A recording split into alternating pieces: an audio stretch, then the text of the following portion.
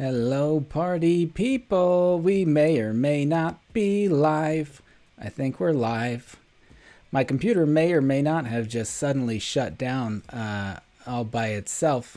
So it may or may not do that again very suddenly and without warning. But here we are. We should be live. There should be music playing in the background. If it's loud like it was last stream, someone let me know, and I'll turn it down.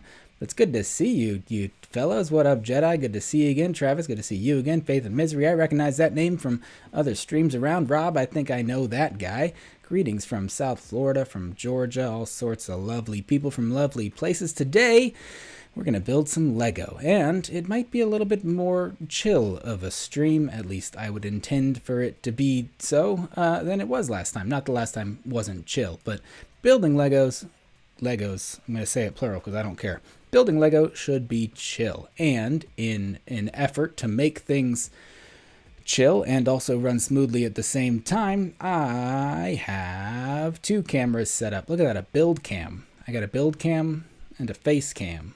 I'm streaming from a Mac, so that's a built-in Mac camera. There's also a cheap webcam up here, but you should be able to see multiple things on the table in front of me. You should be able to hear me, see me, all kinds of things. If you are able to hear me and see me, hello, let me know.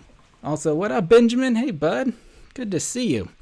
Tell your dad that I told him that he needs to buy you more Lego sets.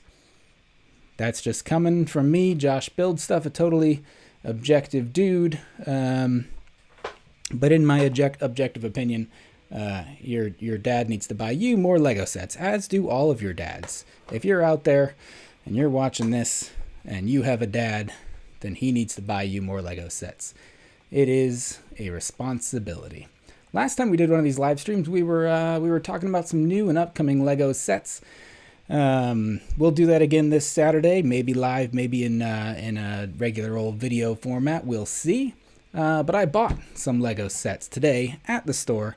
I went to Target, and I went to Target because I needed some gallon storage Ziploc bags. I needed some gallon storage Ziploc bags so that I could put away some other Lego sets that were all over the table and had been for weeks. And I needed to put those away, so I went to Target to pick up some new Ziploc bags. And in doing so, I, of course, had to visit the Lego aisle, and I saw these couple of sets. They are new. They are a part of the latest release of Lego Harry Potter sets, in which there's a gold minifigure included with each of these sets. There's also these dang little, I talked about these in a different video, there's also these little wizard tiles up in there, little collectible wizard tiles. Also, that's an excellent question. Sebastian's wondering why we got Pokemon cards on the table. So, also for a long time, you couldn't get Pokemon cards at Target because adults were not acting like adults, and you just couldn't find them at stores anywhere. And I like Pokemon cards. I have collected them since the first runs of Pokemon cards. I've got whole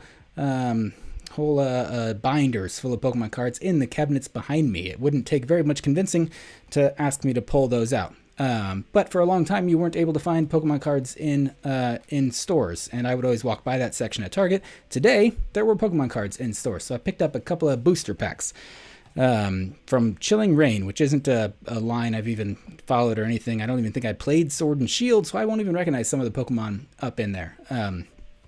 But a lot of the reason that it was so difficult to find Pokemon cards is because other streamers were like, I want to crack open Pokemon card packs on stream, and that is a fun thing to watch. And so maybe for some incentive or something, we'll open up some Pokemon cards on stream, because I actually found some in stores, and I cannot afford to have multiple Lego hobbies, multiple collecting hobbies like Pokemon card collecting and Lego collecting, but I will pick up a booster pack occasionally while I'm at stores. What's up, Ninja? Yeah, I try not to collect Pokemon cards, but I got binders and binders, my dude. We can bust those out. This is literally the first time I've been back to a Target where I've seen Pokemon cards there, so I had to pick up a couple of boosters. I got a pile, or just piles and piles. I don't know which camera I should gesture towards. I've got piles and piles of cards that I have opened from booster packs. I have not sorted them or stuck them into binders, but I will do something with those at one point.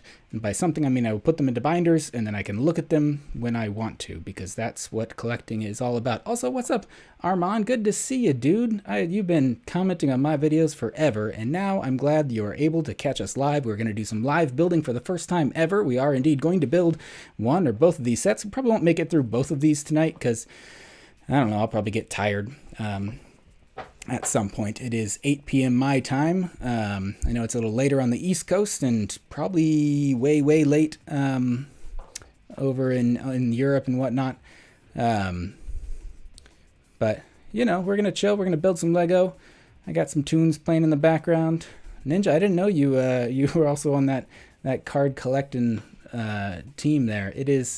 It's difficult to collect one thing as heavily as I do Lego, much less multiple different things. What's up, Democker? Good to see you. Also, Jedi, no, I don't. Also, I don't know if I'm going to acknowledge comments about eyeballs anymore. Unless it's someone like complimenting mine, then what am I going to not say thank you? I'm going to say thank you. That would be rude not to. As I mentioned at the top of the stream, there's a good chance, or a slight chance, or there is a chance that my computer may shut down very suddenly and without warning. If the stream ends, then we will assume that that is the reason, and I will try to bring it back up as quickly as possible. It happens like 5 or 6 times a day at this point. I am streaming from a Mac. I do not have a PC. If I play video games, I play them on an Xbox. So obviously, streaming is easier from a PC. I don't have that. But look, I managed to get 2 cameras set up. I actually managed to get 3 cameras set up at one point, because I could use my iPhone as a camera, but that's more work than it's worth at this stage where we're at right now. But as we're building stuff, as we're hanging out, feel free to ask questions. As usual, this is a nice chill time to hang out, get to know one another and me, because I am the one that gets to talk in this environment, but we have the luxury of live chatting here, so it's fun here. So I've got 2 cameras, neither of which are the highest quality. The microphone is not the highest quality. The host of this program is not the highest quality. I will not apologize for any of those things. I'm just starting out, man. Eventually I'll get a better camera and stuff. But you know, I can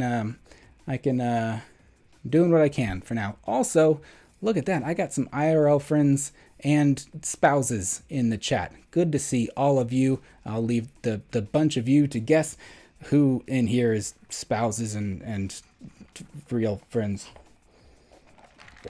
This is the pre-build portion of the stream, where we chat about building and then we do some building. Here's a bonus for those of you who got here early. Let's open some Pokemon cards. I bought these for me. This is not a gimmick. This is not a thing that I'm doing because other popular people are doing them. I said it before. I have not played Sword and Shield as a game. I think that's only on the Switch. I do not have a Switch right now. Travis, I may be heading into the closet for unannounced periods of time if I need to grab things that people happen to reference. I don't even know what generation of Pokemon is in this bunch of cards. I'm going to try to open this like the pros. This is not how I do things myself. So what do? You take this out. You take this. It's got a QR code on it. Go ahead and scan here, get some free online Pokemon card stuff, and then like you take 3 cards off the top, I think it is, put them in the back. No, you take 3 cards off the back, put them in the front, and then the last card should be the energy card or whatever. I don't know. I don't do this in public. I just do this myself. Yeah. So the last card is a junk of a trainer card. Yep. Wait. I may not be using the same microphone. Hold on. Check. Okay. Also, I have a bad microphone cable on this microphone, so if I bump it even the slightest bit, it may change and start using the microphone on the MacBook. So look out for that as well. Like I said, we're just testing stuff out today. Old Cemetery is a trainer card. An Impact Energy card. Whatever. Also, bad focus on this cheap webcam. Here, let me do this. No. Yep. I don't know where it's going to focus, y'all. I don't know. You got a Porygon 2. You got a Score Bunny. We'll go real close. Maybe you'll like that. There we go. We got a Diglett. I don't know what this Rapid Strike nonsense is. We got a Galette. We got a Deerling. I recognize a lot of these dudes, so I don't think these are all from like the latest generation. We got a Sneasel. I know that dude. We got a Reverse Hollow Serena. This is a newer one. I don't know this Pokemon at all. And a non-Reverse Hollow Serena. And that should be everyone. And an Energy, yeah. So 4 cards off the back. I don't know who that is. She's number 763, which is up there. So that's for all you who got here early. I got one other pack from this line that maybe I'll open. Also, my music stopped. Did it? It might have. I don't know. I can mess with that. Reverse hollow, yeah, I think that's the right term for when the outside of a card is hollow, but the inside is not. I'm going to try for a brief second to get my music going again. Nope. That one and this one. Anything? Anything? Anything? What up, Devin? Good to see you. Y'all don't gotta, nobody wake your children on account of me being live. Hang on, I'm gonna change the audio thing real fast. Might break everything.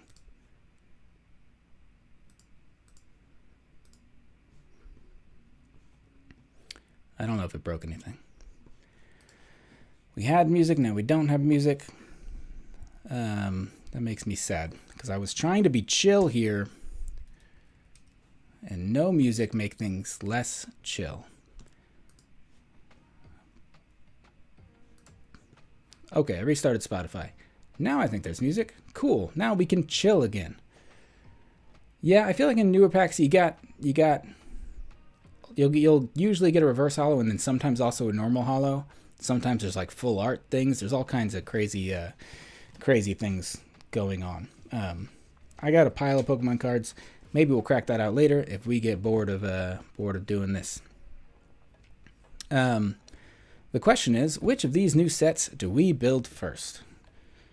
The answer is to a question that nobody answered. I was not planning on buying either of these sets. I initially was planning on buying these sets when they were first announced because there are a couple of things that speak to us collectors. We'll see if Ninja agrees with this same kind of sentiment. So these sets have a couple of things in them. They've got golden minifigures representing some main Harry Potter characters, and they got like blind bag style collectible wizard card tile things.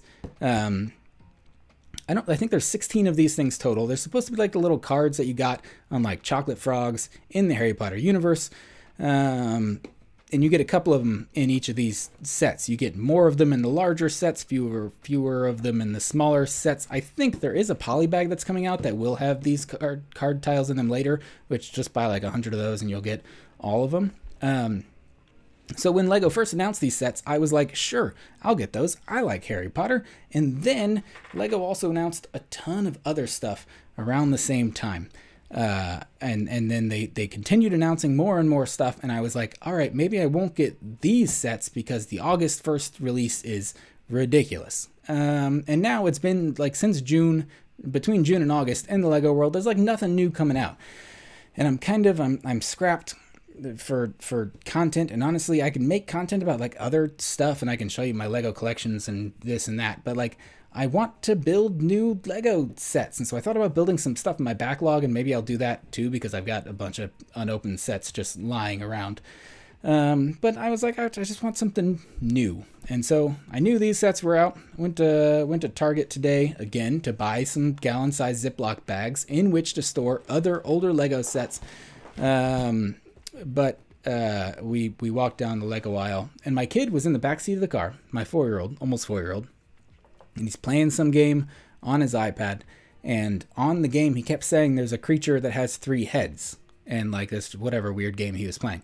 And when we were getting out of the car, it was on his screen, and I was like, oh, that's a 3-headed dog. That's like a Cerberus. And I was like, maybe today we can buy a Lego set that has one of those in it, because I knew this set was out, and it contains Fluffy from the first Harry Potter book / movie. And I knew that was one of the like mid-level cheaper sets in this line, and so we did end up buying that. So we can blame my kid for that one. I do think I'll start with Hogsmeade just because it's bigger and will probably take the majority of the stream to build. If we have time or feel motivated, we can build the other one as well. Also, I'm looking to get rid of that glare on the screen. Also, Travis saying, how was my 4th of July fireworks shows? I don't know. I stayed inside. I did watch a live stream of, or rather several different videos of the fireworks that are going on right now at Disney World, because fireworks are back at Disney World for those who like Disney World as much as I do. But fireworks are back at Disney World. There's also a fireworks show at Epcot, but it's not using the barges that are in the center area. Like they're shooting off from around the barges, and there was some water on the barges, but none of the screens on the barges or the lights or whatever else was happening there. But the fireworks shows looked fine. I watched them on TV, but I didn't do anything for the 4th. When was the 4th? Was that yesterday? No, yesterday I just had off work because of the 4th. Yeah, on the 4th of July, I think I mentioned this before. I built some real life things. I wrapped a column in the front of our house in cedar because my wife and I are constantly working on our house. That was this weekend's project, and we've got one column to go. What's up, Charles? Good to see you. Also, have I considered the buying the haunted house, Armand? It is maybe the set that's on shelves right now that I want the most. That I haven't been able to pull the trigger on. It's like 250 right now. The reason I want it is because it has references back to the old Lego Adventures line with like a couple of the like Egyptian themed things. The mechanics in it look cool. The general aesthetics of it look cool. I want it for the Easter eggs. I have not been able to pull the trigger. If it ever goes on sale, or if it comes close to retiring, I will probably find a reason to pick it up just for me. Because it's important, as I buy Lego, to make content about Lego, that I sometimes just buy Lego just for myself. These sets are kind of an in-between of that. Also, there's a big glare on that. I recognize that. That'll go away once we open the box, which we're going to do in a second, but I got to get up to go get a knife from over there. So I'm going to do that right now.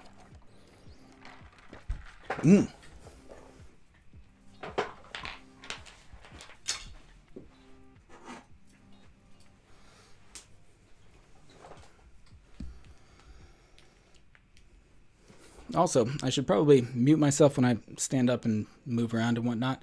I said that last time, but I do indeed have the loudest chair currently known to man. So if you hear any loud popping, clicking, snapping sounds, it is either my chair or my old 30-year-old bones. So pay no mind to that. Let's start with this set. Also, I'm still going to attempt to time-lapse this in case I happen to make a review video out of this set. So we'll see how these two things can work in conjunction with each other, if at all.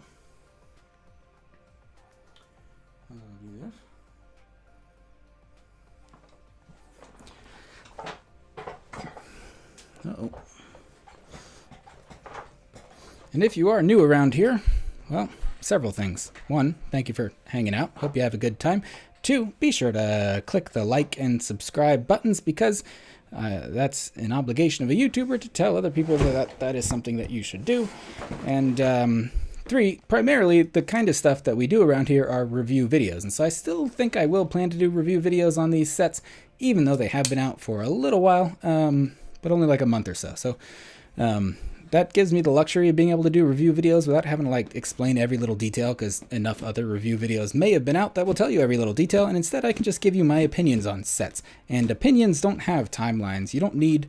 I'm trying to make videos that you can watch even if you've watched somebody else's review of a set, because a lot of people make review videos about sets, and I want to set myself apart very slightly, and I aim to do that in some of my videos. So if you haven't checked out my other review videos, be sure to do that. Also, this is what I was talking about briefly in last week's live video. This set has these darn thumb tabs. I will not break those thumb tabs because it makes it harder to film B-roll of a box later on, and I've not filmed any B-roll of this box yet, and so I'm going to cut very gingerly along the glue lines, and then I will break the lines, or break the glue like this. Also, yes, as Travis says, be sure to say hello to the Stormtrooper. That is Tupac. He has been with us all for quite some time. Actually, Rob in the chat happened to live with myself and Tupac for a little while. So he knew Tupac as a roommate. He always did his dishes. He always paid rent on time. He was a kind of the best roommate you can hope to have. Also, I've seen people mute their microphones as they like unload bags because they make a lot of crinkly noises. I'm not going to do that. Sorry. Also, be sure to just bash the microphone with the box while you're opening it. I hope that wasn't too loud. I am going to mute now because I actually feel bad for doing that just a second ago.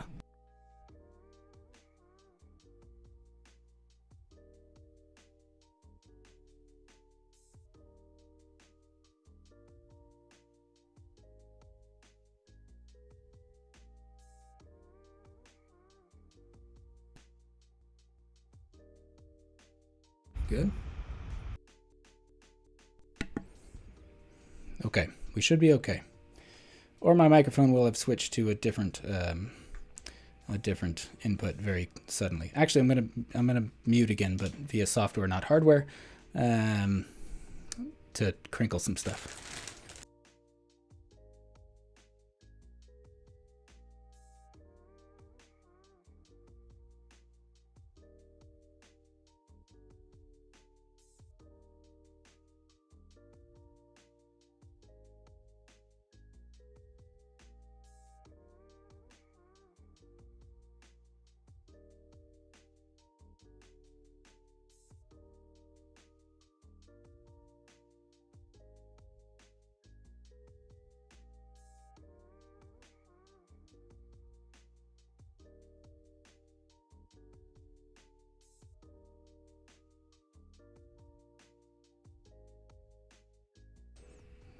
Babe, we did it. We almost paid for part of our first Lego set with our first ever super chat donation. I think that's what that's called. I literally just hit a button. Look, it popped up on the screen. Notifications are going on. That nice fella said, "Hey bro, keep up the good work." That nice fella also happens to have a screen name that looks a lot like my my actual brother's screen name from AIM days. So that's probably my actual IRL brother giving me encouragement and money. And for that, I thank you as my first ever super chat. That is super exciting. Thank you so much, bro. Assuming you're my bro. Otherwise, it would just be really coincidentally. You'd be like, I had a dog named Lucky and I like Van Halen. Also, what's up, Embasaurus? Hey, Emily, good to see ya. Emily, if you don't know, is a fellow Austinite and another Lego YouTuber. She's doing fantastically on YouTube, and it's so fun to just be a part of this cool little YouTube Lego community we got going on. Also, you can see what we got going on with the bag situation here. 6 bags, 2 instruction booklets, and a whole bunch of dang stickers, which I will complain about as much as any other Lego YouTuber will complain about. There are a lot of stickers going on here. Mostly look like stuff like, I don't know, the little stuff in jars that goes on the shelves. This is the Hogsmeade set, and so what buildings are these? This is the Honeydukes and the 3 broomsticks. So I think that's how these sticker sheets are divided. That's a lot of stickers. As much as I complain about them, I still put them on. I'm not gonna do that.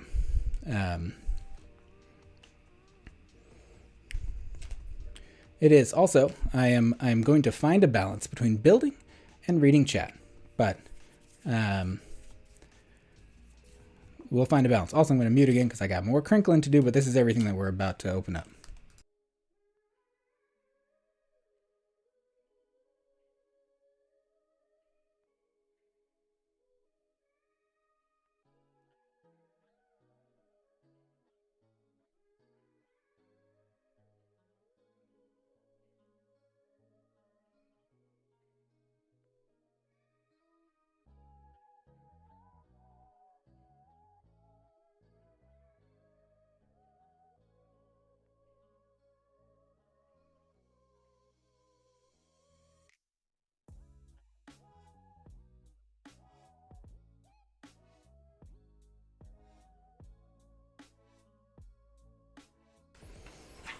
I don't like how dark it is in this corner, but like I said earlier, I do not have the best video equipment, nor the best audio equipment, nor the best general demeanor. but we're doing what we can here, and at some point we will upgrade some stuff with more super chats just like those of my actual siblings. We'll get there. Unfortunately, I only have one sibling, and so there's no more chance of that. Also, I don't know how to get that money out of YouTube and into my bank account, but an expert like Emily, I'm sure, will be able to guide me on that path. Also, a lot of YouTubers and Twitch people and whatnot, they will they'll do something to commemorate donations and like what's the other thing you can do? Channel memberships. They'll do something like writing the person's name on something or another that's meaningful to them. Personally, I'm going to put everyone who donates names onto an Excel spreadsheet or a Google Sheets sheet to make it just live forever on the internet, and there it will live until I decide what to do with it. And hopefully that is acknowledgement enough for the time being. YouTube was like, hey, you can turn this feature on, and I was like, all right, whatever, YouTube, but I don't think anybody's going to use that feature. And lo and behold, my own blood relative did use that feature before my own spouse or my IRL friends. So just blood is thicker than water, y'all, but you know it's thicker than blood or water? Coca-Cola. Specifically vanilla Coca-Cola.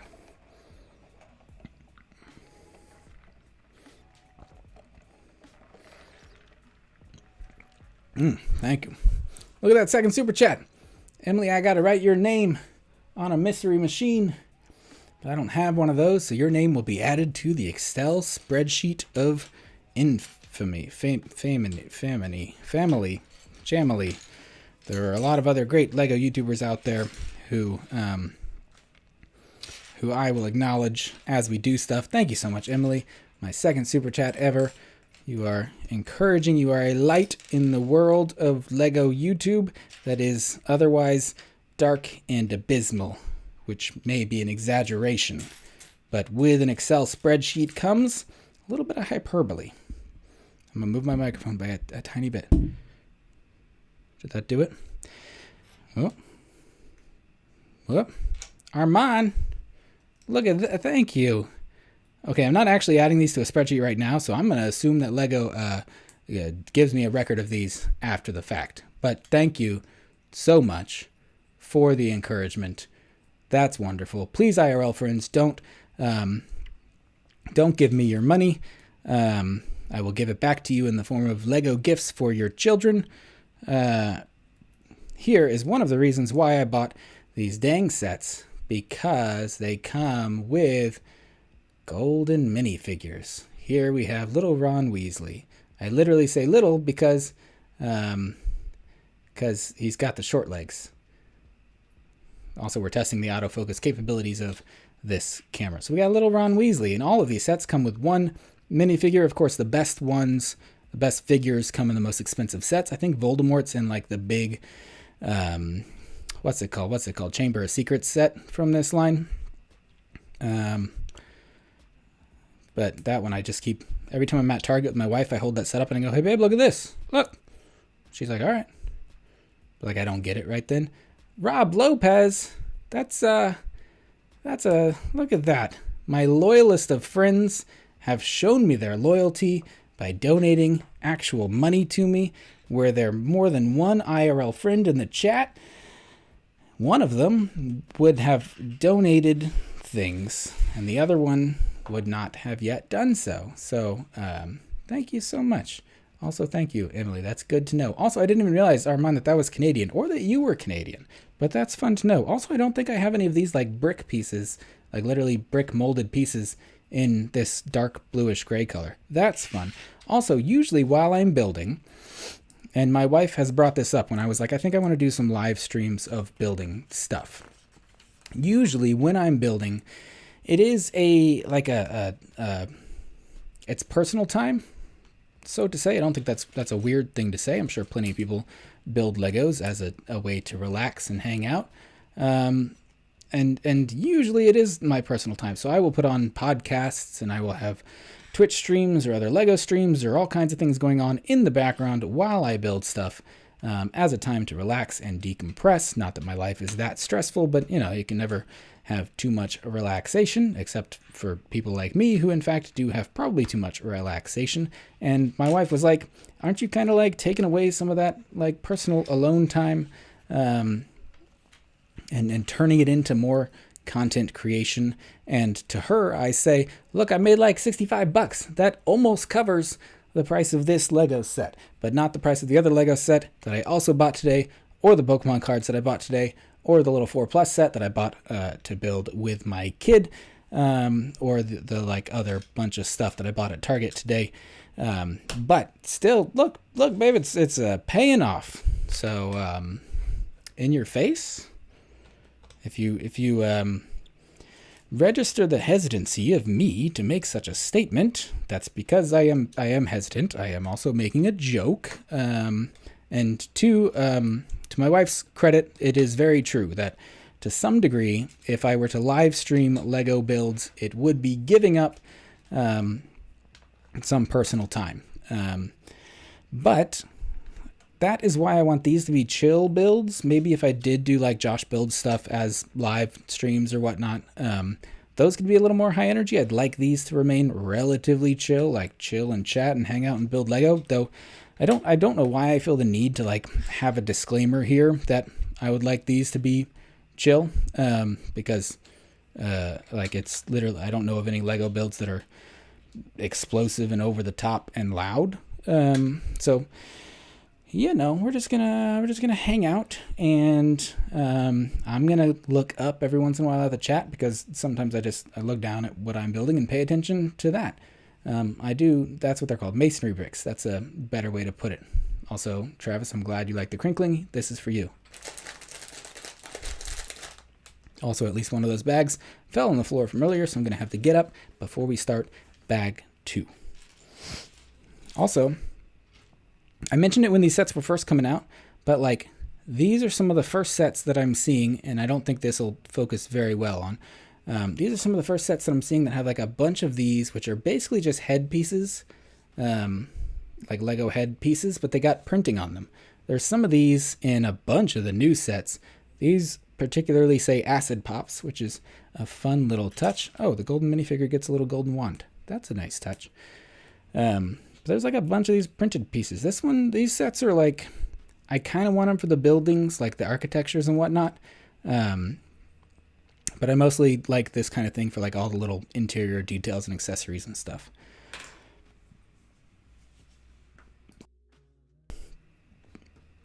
Also, Chris Ayers is here. Hello, Chris Ayers, aka Bruiser, aka my brother-in-law from a block and a half away from my house.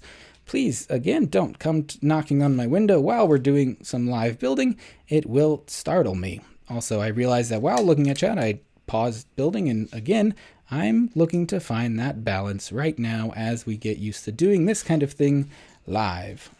Also, this is another thing, is I time-lapse just about all of my builds and will include them with my review videos, but not a lot of people will get to see the actual like build process. But this is entirely how I organize and lay out like my pieces. I will just take the bigger pieces, lay them out across the top, the smaller pieces over here. I don't really do any knolling or anything. I think that's knolling, it's what it's called, where you like line things up in very nice orderly patterns and stuff. I understand the appeal of that, but I ain't got the time for that. And usually it's only hard to find like the piece that you're looking for in like the first couple of steps, and then pieces clear out enough that like you can find everything relatively easily. Also, this is not my first rodeo. Literally or figuratively, I live in Texas. It is not my first rodeo. So I'm pretty good.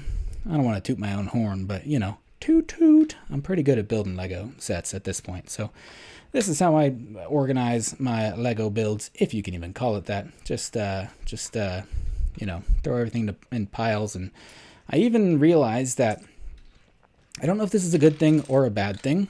I'm going into the psychology of my Lego builds here. I have watched other streams and heard other people talk about what they do while building Lego. And they're like, I can't focus on other things while doing Lego. Like other people say they can't sit there and listen to podcasts, or I guess they couldn't sit there and like live stream. Like they want to pay attention to the build that they're in the process of building so that they can like, I don't know, take mental notes on like build techniques and stuff that they're actually doing in real time.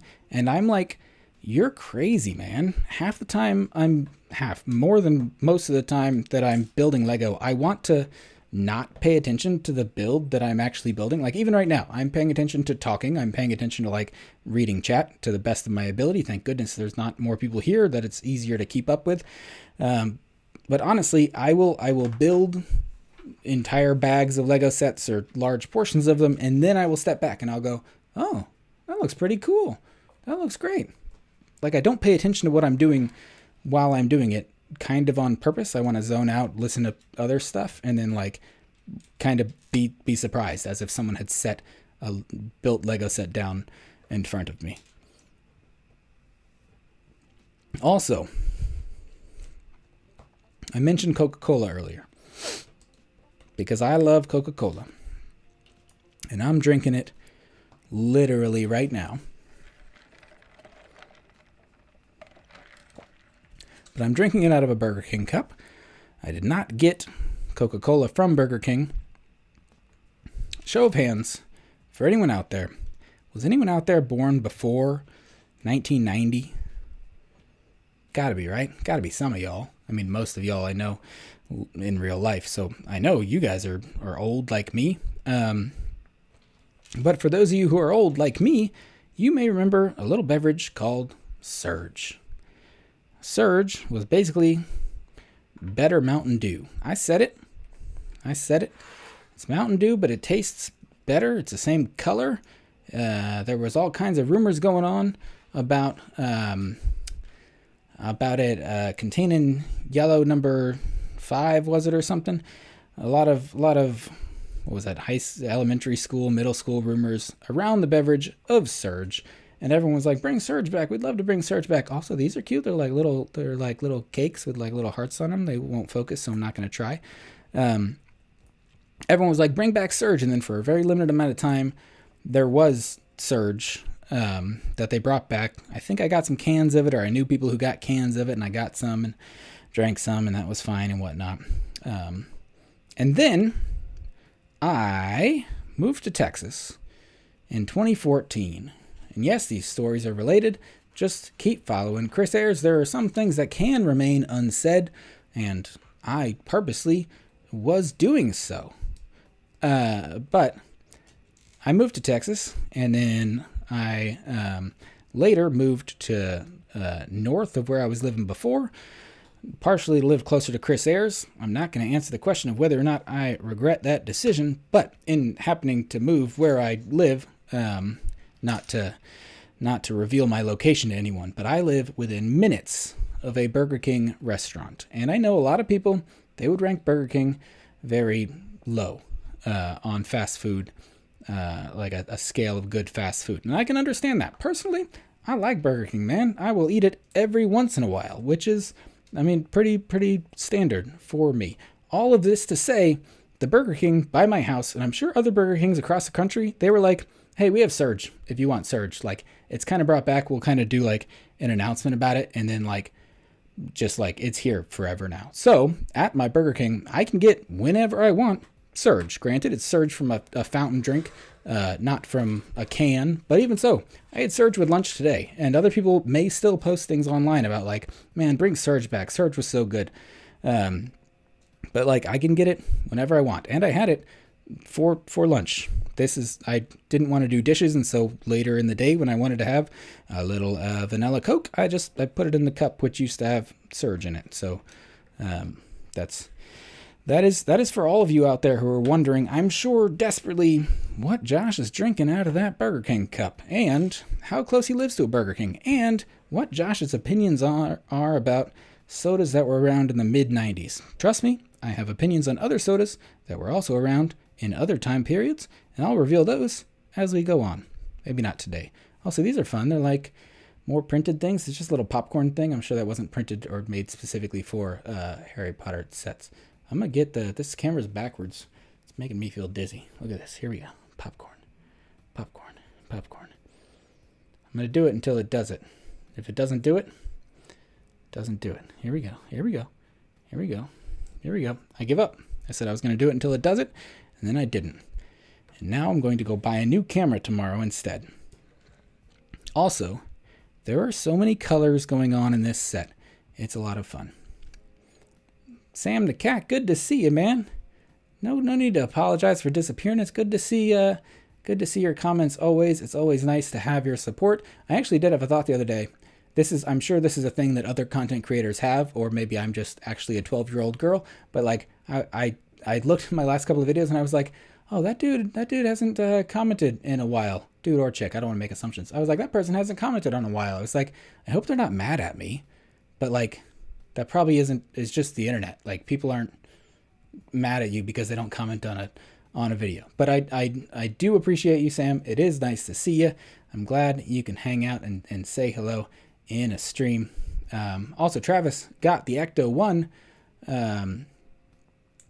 Wait, you got it, or you were able to build it in 1.5 days. I think that's impressive. I think I had to sit down for multiple build sessions on that one.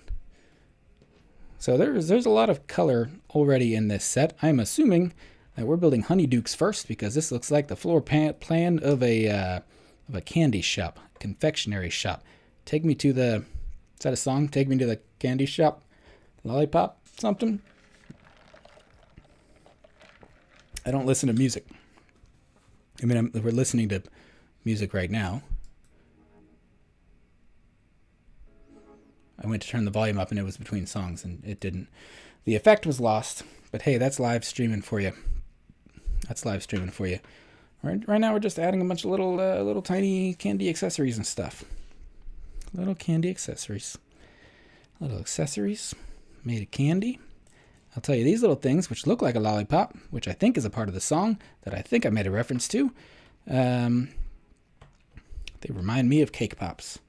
There's a cake pop in my fridge right now. A cake pop, not a K-pop. I don't listen to music. I especially don't listen to K-pop. Nothing against it. These don't go over here. I made one too many lollipops. Now I got to come back to K-pop. There's a cake pop in my fridge right now. We have 2 kids, and there's 1 cake pop in our fridge, and I feel like that's why it stayed in our fridge for so long, because we can't give 1 cake pop to 1 kid, because then the other kid will freak out. And so I almost stopped at Starbucks today, but then I bought $200 worth of things at Target, and so I was like, maybe I won't get Starbucks on the way home, just for the sake of the old bank account. All that to say, I don't like cake pops. As long as this is a stream of answering unasked questions, I don't like cake pops. I think they're mushy. I think I'd like my cake to be a little more cooked. And if you say that the cake pops are cooked, and then you just take the cooked cake and mush it up with icing, it just tastes like dough. It just tastes like raw dough. And I'm not about that. Also, I don't think I turned the music down enough, and it was loud. It was too loud last time. I'm a double check it. Now I don't know. Y'all let me know if the music is at an okay level. Because I'm not monitoring my own stream except in watching waveforms going up and down. You know what I mean? We got our first stickers going on. Ooh, I hate this. Not the fact that it's stickers in general. The fact that it's stickers that are... What do you even want from me? What do you want? Oh, it's these. For several reasons. One, it's a clear backed sticker, which will show your fingerprint on the sticker for years to come. And that's why for clear back stickers, I apply them with an X-Acto knife. I took this technique from Jang Bricks, who always has a little X-Acto knife next to his Lego builds. I don't like clear stickers because, one, they'll show fingerprints, and that can get you in trouble if you ever commit a crime and also happen to be near your Honeyduke's Lego build, then the cops will get you on that. Also, like they show like a little bubbliness on the background. And I also don't like the sticker placement because it's just like, hey, just like, I don't know, throw this on randomly. Just throw it somewhere on that big piece. Like, wherever will do. It doesn't matter. It doesn't matter. Also, what are we doing next? Like these big window display things? Yeah. More clear-backed fellas. And to add insult to the aforementioned injury, it's clear-back stickers like on an inset location, so I can't even really use the X-Acto knife to apply it. These are the biggest problems I have in my life on a day-to-day basis. That's not hyperbole. My life is very easy for the most part, aside from, raising children and working full-time and stuff. I think that turned out okay, though. Like I said earlier, oh no, I've made a mistake. The brick was supposed to go on the back of the same piece that was on the front of it. Luckily, there's another one of these. Luckily, there's another one. All right. We're going to make a hope here that this one will also need a brick. I'm assuming the brick on this is going to be supposed to be positioned slightly differently. And so I could have probably, yep, see there it is. I should have just done the next one slightly differently. I don't care that much. They're stickers, man. They're stickers of tiny candies at a tiny imaginary confectionery shop and a Lego building set. You know. We're going to need quiet for this one. Thank you, music, for fading out at a good time. There. Wasn't that fun?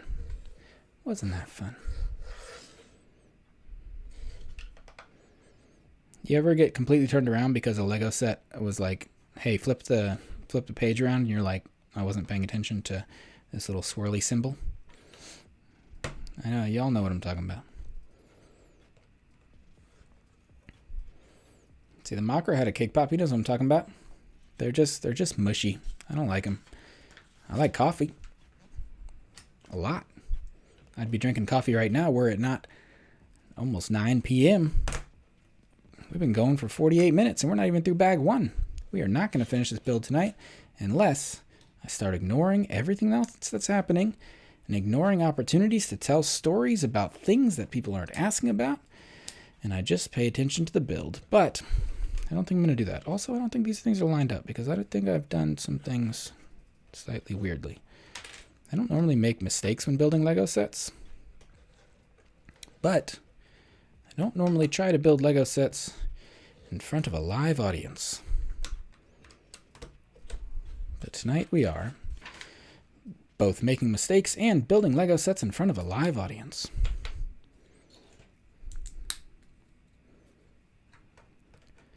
Things are moving now. Travis wants to go camping in Lego City. I got bad news for Travis. I haven't bought any of the new camping-related Lego City sets that are out now or coming out soon. Like, there's like a camper. I think it's just called a camper, actually. I was looking for a second noun to add to the end of that. There's like a camper vehicle. There's some other camping sets. I will only occasionally pick up a Lego City set if it really appeals to me or if it's $10 and my kid wants it.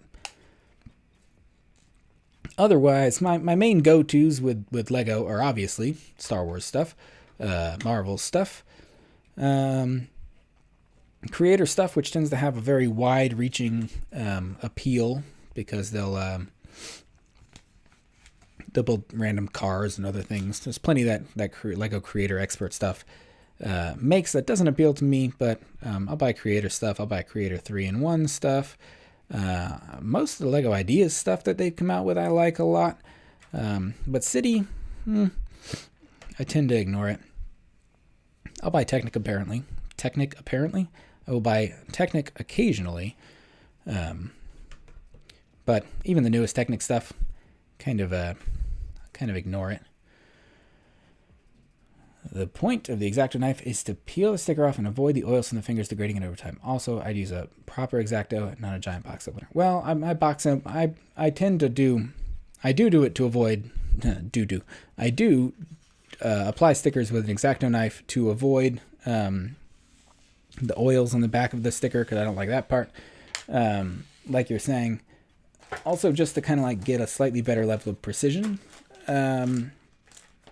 But I'm only using these. I don't mean to just leave it open, because I will always have one of these in my pocket, because while I do build a lot of Lego stuff, I also just build stuff around the house pretty often. And so it's just handy to have a sharp object in your pocket to open stuff up. Travis said I made a joke that made him crack up.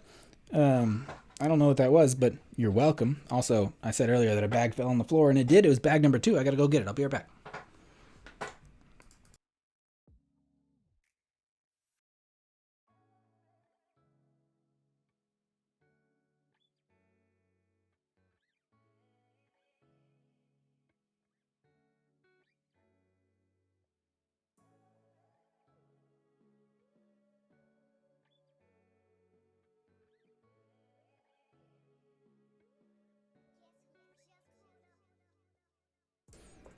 Also, if I do forget to mute or unmute microphones, or if settings seem to change very suddenly between doing things, please do let me know.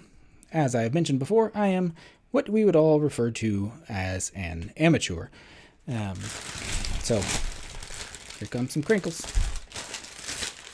There. So I do not know what I'm doing. I know what I'm doing in terms of building Lego and, just like general life stuff, but I am not well versed or trained to pay attention to 9 different things at the same time while doing building stuff. So that is a muscle that I'm currently trying to exercise. So feel free to give me feedback to let me know if things don't look or feel just right, or if you're like, hey, things probably could be better by doing this thing, or enabling this setting, or changing your bitrate to 12,000. I don't know what bitrate actually does.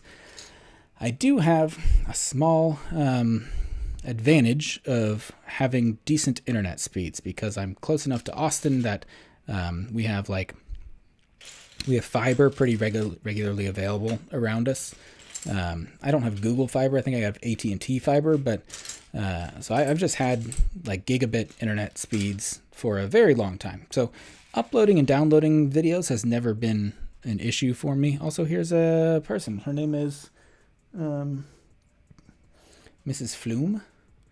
I don't know where Mrs. Flume works. She seems very nice. Got an apron on. Well, I'm assuming she works at Honeydukes, but I don't remember her from books or movies or anything else, but she can hang out over here. Thanks, Emily. I'll see you around. Tell Velociraptor I said hello. Always cool to see you guys. Probably run into you at the Lego store if you guys are going there to pick up the Seinfeld set, because that's the next time I'm planning on going to the Lego store in person, I think. This goes here. I might change this build camera slightly. I change it slightly. Sam asked if it is legal to carry in the States. It's legal to carry knives. The length of knives that you're allowed to have, I think, varies by state to state. I remember being younger in Florida, and there were rules about like a 4-inch blade, and I don't know if that's the blade or like the whole knife in itself. So it's legal enough. That's part of the reason that I'll be more down here. Get real intimate with that build. Part of the reason I carry literally like it's a box cutter from Home Depot. Like no one. I used to carry like a flip blade when I worked in production and stuff, but again, it was literally for work. Like I just had to cut a lot of ropes and strings and Amazon boxes open. So it's just convenient to have sharp things in your pocket. So I don't think any cop or anyone else is gonna give me a hard time for having literally like a box opener in my pocket. That's all I call it. I just call it, I'm gonna open boxes with it, because it's literally what I do with it. Also, now I regret having the build cam there, because you're just looking at my arm the whole time. Maybe we go up a little bit. Maybe just a little bit. Maybe there. Maybe there. Maybe we just talk just like this for a few minutes. We did say this was going to be a chill build. Now enters the chill portion of said chill build. Chill build. Chill build. Thank you for the super chats earlier, guys. I really was not expecting any of that anytime soon. It's so fun that the first ever came from literal family and then what I'm going to call Lego family, who's already out of the room, but that's Emily and Ross have been so cool. They sprang onto the Lego scene and then just kind of dominated said scene. Emily is able to make it her full-time job to do Lego stuff. Ross, I believe, works in the data science industry, which is like a close relative industry of my actual profession, which is web development. So they do like the harder version of what I do, which is I just build like web apps, and I'm sure data science is difficult because I don't even really know what it is. So it's cool to have other people that you can know kind of in real life, but it definitely is a part of a community. It's nice that a community like Lego feels it's big, and you would think that it'd be hard to meet people that are like you in such a big world, being YouTube and Lego. And then look at that. There's people I already know, like many people who live nearish to me in real life and like Lego and do stuff on YouTube. Like what a weird small world to have all of us doing the same kind of things in the same area of the world. This is a weird curved sticker. No, I don't like that. That's not going to go well.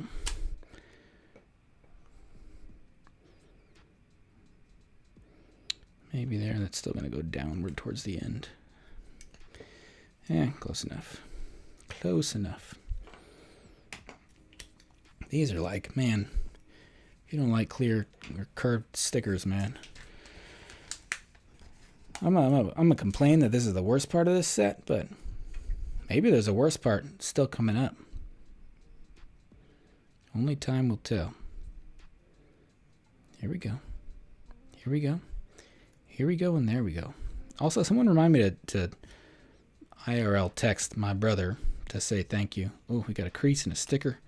How amateur of me. Amateur. Using a dang built-in webcam. Also, Jumalaya, good to see you. Hello. I don't know why your message was either deleted or retracted, but I thought it was fine to say hello. If anyone's out there, you're welcome to say hello. In fact, I would go so far as to say I would encourage people out there to say hello. Like Crypticals. Hello, Crypticals. Good to see you. I'm glad you like watching these. I'm assuming by these you mean Lego builds of Lego things. If so, I'm glad. This is my first time building live Lego stuff. Oh, that's way too high. What are you doing? I don't like these stickers so far. Oh boy. Oh boy. That's a little better. Corsairs, hello. Giving an excellent example of how one may go about introducing themselves. Hello. My name is Christopher. Hello, Christopher. Also, I wouldn't call you Christopher any sooner than I would encourage someone to call me Joshua, which is not soon. Also, I'm gonna bye Lucky. It was good to see you. Weird that I called you by a screen name that was also our childhood dog's name. Goodbye, real life brother. I may text you later and say thank you. I may not, but thank you. I hope you all are doing well. I hope we can see you in real life soon. I hope you can meet my youngest born son. And I can meet your youngest born son. Because pandemics have done weird things to families, like made it so you can't see your real family for years on end. My parents have never met my 2-year-old, who just turned 2, which means it has been at least 2 years since I've seen them. They've met my 4-year-old like 1 or 2 times, which is a tragedy. It's just pandemics, man. I say pandemics like they'll be a normal thing from this point on. Hopefully not. Hopefully it is an oddity and we do not have a repeat of this long of a period of time of just hugging our parents.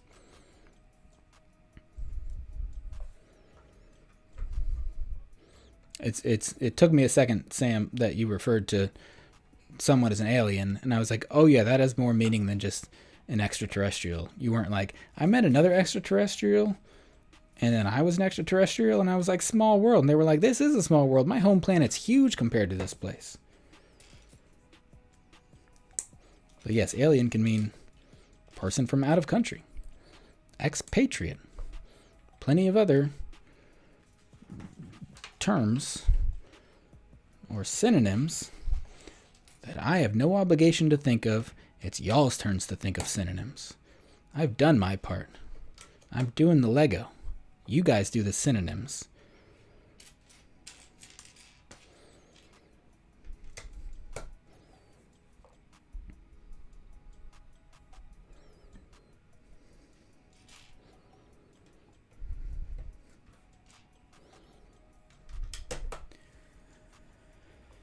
Another fun thing, I said this earlier in saying that I kind of ignore the builds that I'm building, and I am still doing that, but I even ignore, like, I know a set's coming out, I know I like it, like, I don't really take the time to look at the box, to look at art, to look at minifigures, like, I just look at as little about a set as I can, and then when I'm building it, like, I like to be surprised, and sometimes, just surprise yourself, man. Just walk into a Target with your eyes closed, with a blindfold over your face. Go browse in the aisles. Pick some things up off the shelf. Put them in your shopping cart. Apologize to all the other nice people that you've probably run into because you're walking blindfolded through a Target. And then hit that self-checkout. Ask for a Target employee's assistance because you'll need it at self-checkout. And then head to your car. Open your eyes before driving your car away. I will at least give that bit of safety advice. And then just drive home, and then check your Target bags once you get home. That's just a little surprise to yourself. Just a little treat. Just a little self-treat. Not everyone has someone in their life that can buy them something nice for Father's Day or Mother's Day or other non-parental holidays. And sometimes you need to be your own biggest fan. Unfortunately for me, I think I am my own biggest fan, which makes me think that I don't know, am funnier than I am better looking than I am more entertaining than I am more humble than I am, when it turns out I may not be as much of any of those things as I actually think I am. The problem is, I just like myself enough to think that sometimes. This is another fun thing that's fun to do while doing Lego sets, and that's that sometimes you can just let your mind wander, have a good time with yourself in your own head. Again, be your own biggest fan while you just kind of, you build things in front of you, but you also build a little world just in your head. Go on a little journey with yourself as your +1. You ever think about that? You ever heading out to a wedding or another event that would allow you to have a +1? That I'm sure that something like that exists. Maybe a business, like a Christmas dinner at business time, and like you can bring a +1 to that. Maybe that's another example. As long as we're here thinking about examples of things, you can have something like that going on. And then if you're bringing a +1, sometimes maybe just consider bringing yourself as a +1. That sounds fun, right? Maybe not fun. Maybe the fun isn't the right word. Do I prefer the buildable R2 over BB-8, Armand asks. That's a good question. I think when I was building those, at least when I was building R2, because it came out a while after BB-8 came out. Both of those are on my shelves behind me. I think R2 is more visible than BB-8. Oh, never mind. BB-8 has since gotten, I'm going to call it promotion. BB-8's hanging out. Where am I? Where's my camera? You. It's there. I clicked it like 9 times. R2 BB-8. Armand asks if I like the buildable R2 over BB-8, and I would take a few minutes to think about the answer to that question if it merited doing so. And in this case, I don't think it does, because I think R2 is objectively better than BB-8. Not only as a droid, but just the build, I think, was better. BB-8 was cool because, you know, it was round, and anytime Lego tries to make a sphere, that's a fun thing that they got going on. But R2 just had more going on. Like BB-8, basically it was like, you build a sphere, you build a head. Granted, it's been a while since I built it, so I know there was more going on. Like, he's got mechanics inside him and stuff. He's got the little flame that comes out with like the thumbs up thing. Those parts were all right. Those parts were cool. But it's now I'm going back on what I just said, that it was an easy decision, that R2 was just objectively better than BB-8. Honestly, I'm remembering it now. They were both pretty decent builds. Pretty fun. Because of mechanics, because of aesthetics, a lot of similar build stuff, but it's also it's a syndrome of like, which one did you build most recently, because that's probably the one that you like better. And I obviously built R2 more recently, and so he's just fresher in my mind. I also, when I was even getting R2, I was like, this is a UCS set. I don't think Lego called it UCS. The box is right over there. I don't think they called it that. But I was like, this is a UCS class R2. Even though I guess they made another one also that wasn't UCS. Whatever it was. I thought of R2 as a UCS type build, and I did not think of BB-8 in that way. And I think that's just like because he's bigger and was more expensive, you know. Yeah, Crypticals agrees that R2 was better. I think it was, if for no other reason than the size. But like, if you're just comparing like better value and all that, like, it's all going to come down to personal preference. Personally, I am an old man. By old, I mean in my early to mid 30s, and so I grew up with the original trilogy, and like the sequels and the prequels will never quite have the same appeal to me as those do. That being said, I like them all, but like, BB-8's fine. BB-8's been a nice, like, new droid face for the next generation. My kid loves BB-8. I guess both my kids love BB-8. But both my kids can also, they see R2-D2. They know who that dude is. Even my 2-year-old can almost say R2-D2. He more goes, D2, D2. But, like, that's because somewhere else on my shelves, I think it's that one over there, I got that Sphero R2. I have Sphero BB-8 also, but he stopped working. Sphero R2 works. Sphero, if you guys are unfamiliar, Sphero made the little remote control droids that are controlled with the phone. You can drive them around. R2 has lights and sound. My kids still ask all the time if they can play with a little R2-D2 droid. And I'll let them take him out every once in a while. BB-8, like I said, he stopped working. I think he just won't take a battery charge anymore, and unfortunately you can't really buy those anymore. So it's a bit of a bummer, but for all of those reasons, my kids know who the droids are, and not that it was asked, but I think my kids would like the Lego BB-8 more than the than R2-D2. Well, that's kids for you. You can only train them so far, and then at some point they need to go their own way. Sometimes that way is incorrect, like saying that R2-D2 is a better droid than BB-8. And that's why at some point your kids will leave your house, because they'll be like, BB-8's better, Dad. And I'll be like, you can walk out that door anytime you want. And he'll be like, but I'm 5 years old.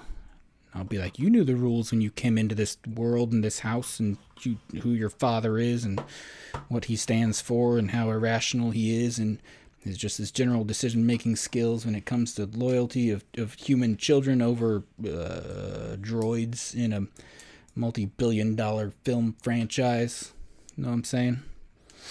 Everyone knows. It's a common situation. Of course, everyone knows what I'm saying in relation to evicting your own children over droid disputes. Everyone's been there. Everyone will be there someday. I was there with my father. He was there with his father.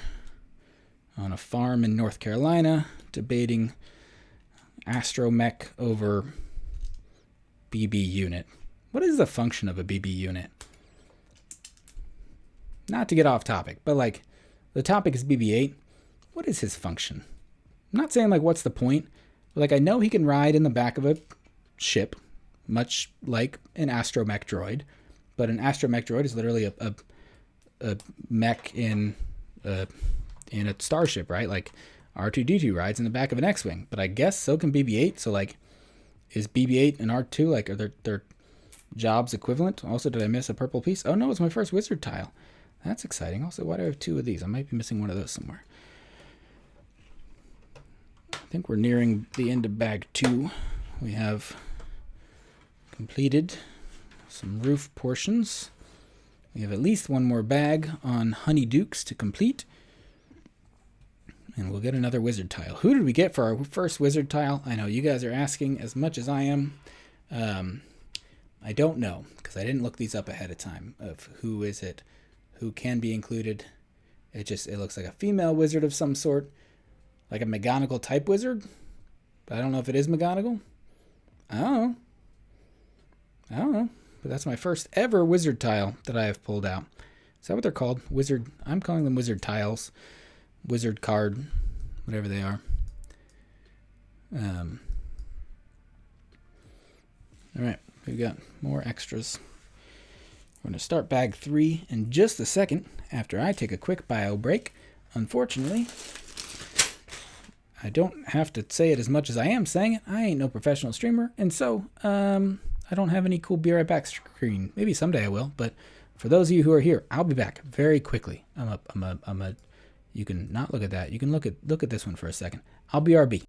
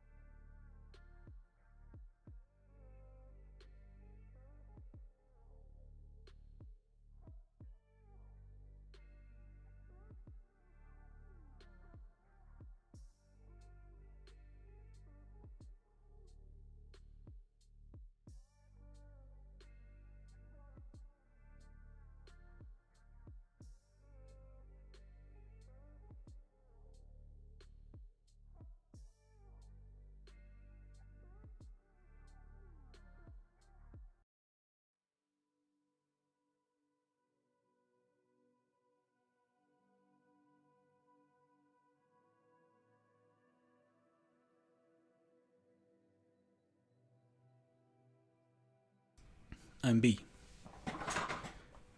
That is to say, I'm back. Uh-oh, I'm bumping tripods. Hold on, I don't like that. Oh, I've moved my entire table. I don't like that either. Here we go. Here we go. Here we go. There we go. Is everything okay? Do you guys want to play a fun new game that's new to the stream? It's called Count the Tripods. Not just those you can see, those you cannot see. There's 1, 2, 3, 4, 5. Is it only 5? I thought that was going to be a bigger number. It would have been more fun if it was. But in my defense, there are 2 cameras on this tripod, which I actually need to restart a time lapse. Hold on.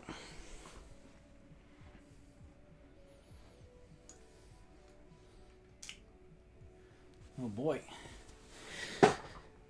I'm sorry about the noisy chair. As soon as I up my streams and my channel's budget, I'm going to get a new camera. I'm going to get a PC eventually.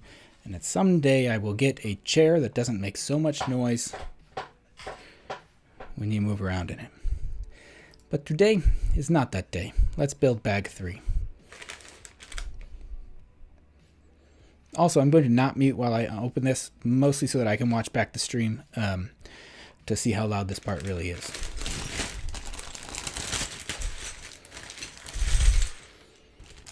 I tried to do that purposely a little more quietly than usual. A lot of little bits in here. We're going to go on an accessory building spree on this one. Also, I'm almost like partially self-conscious, like of people seeing how I even like open Lego, like I open Lego bags like this. I pour them out very carefully. I've seen people use trays and other such surfaces that have lips on them to prevent like pieces from rolling off a desk.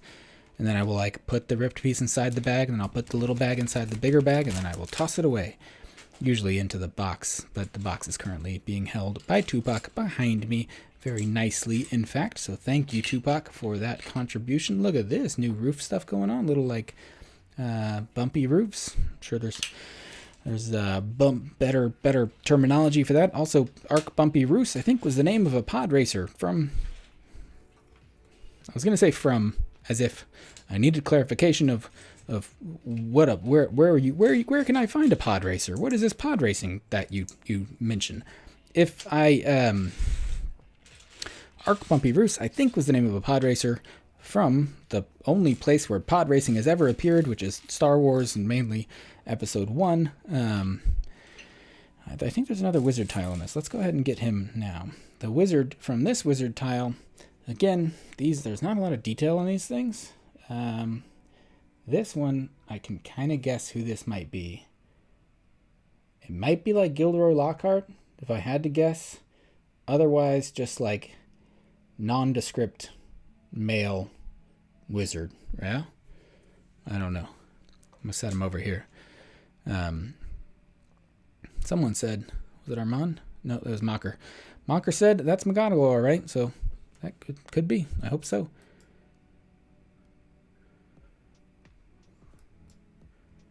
There's music. I'm just visualizing a good spot of music.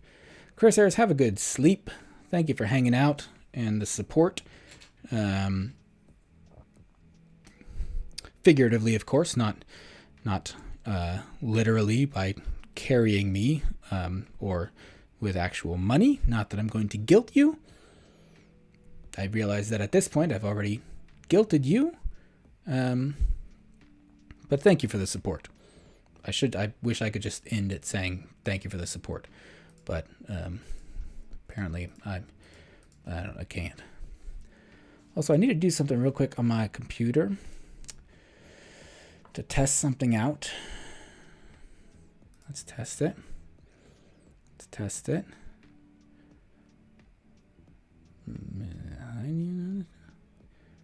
Remove. Oh, what if I do this? What does that do?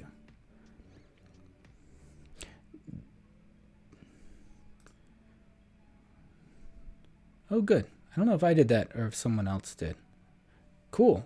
Thank you, Jay Ake, for giving me the first chance to test out how to use moderator tools, because you spammed some stuff. So thank you for that. At some point, I will make some mods once I also figure out how to do that. Also, Claire, hello.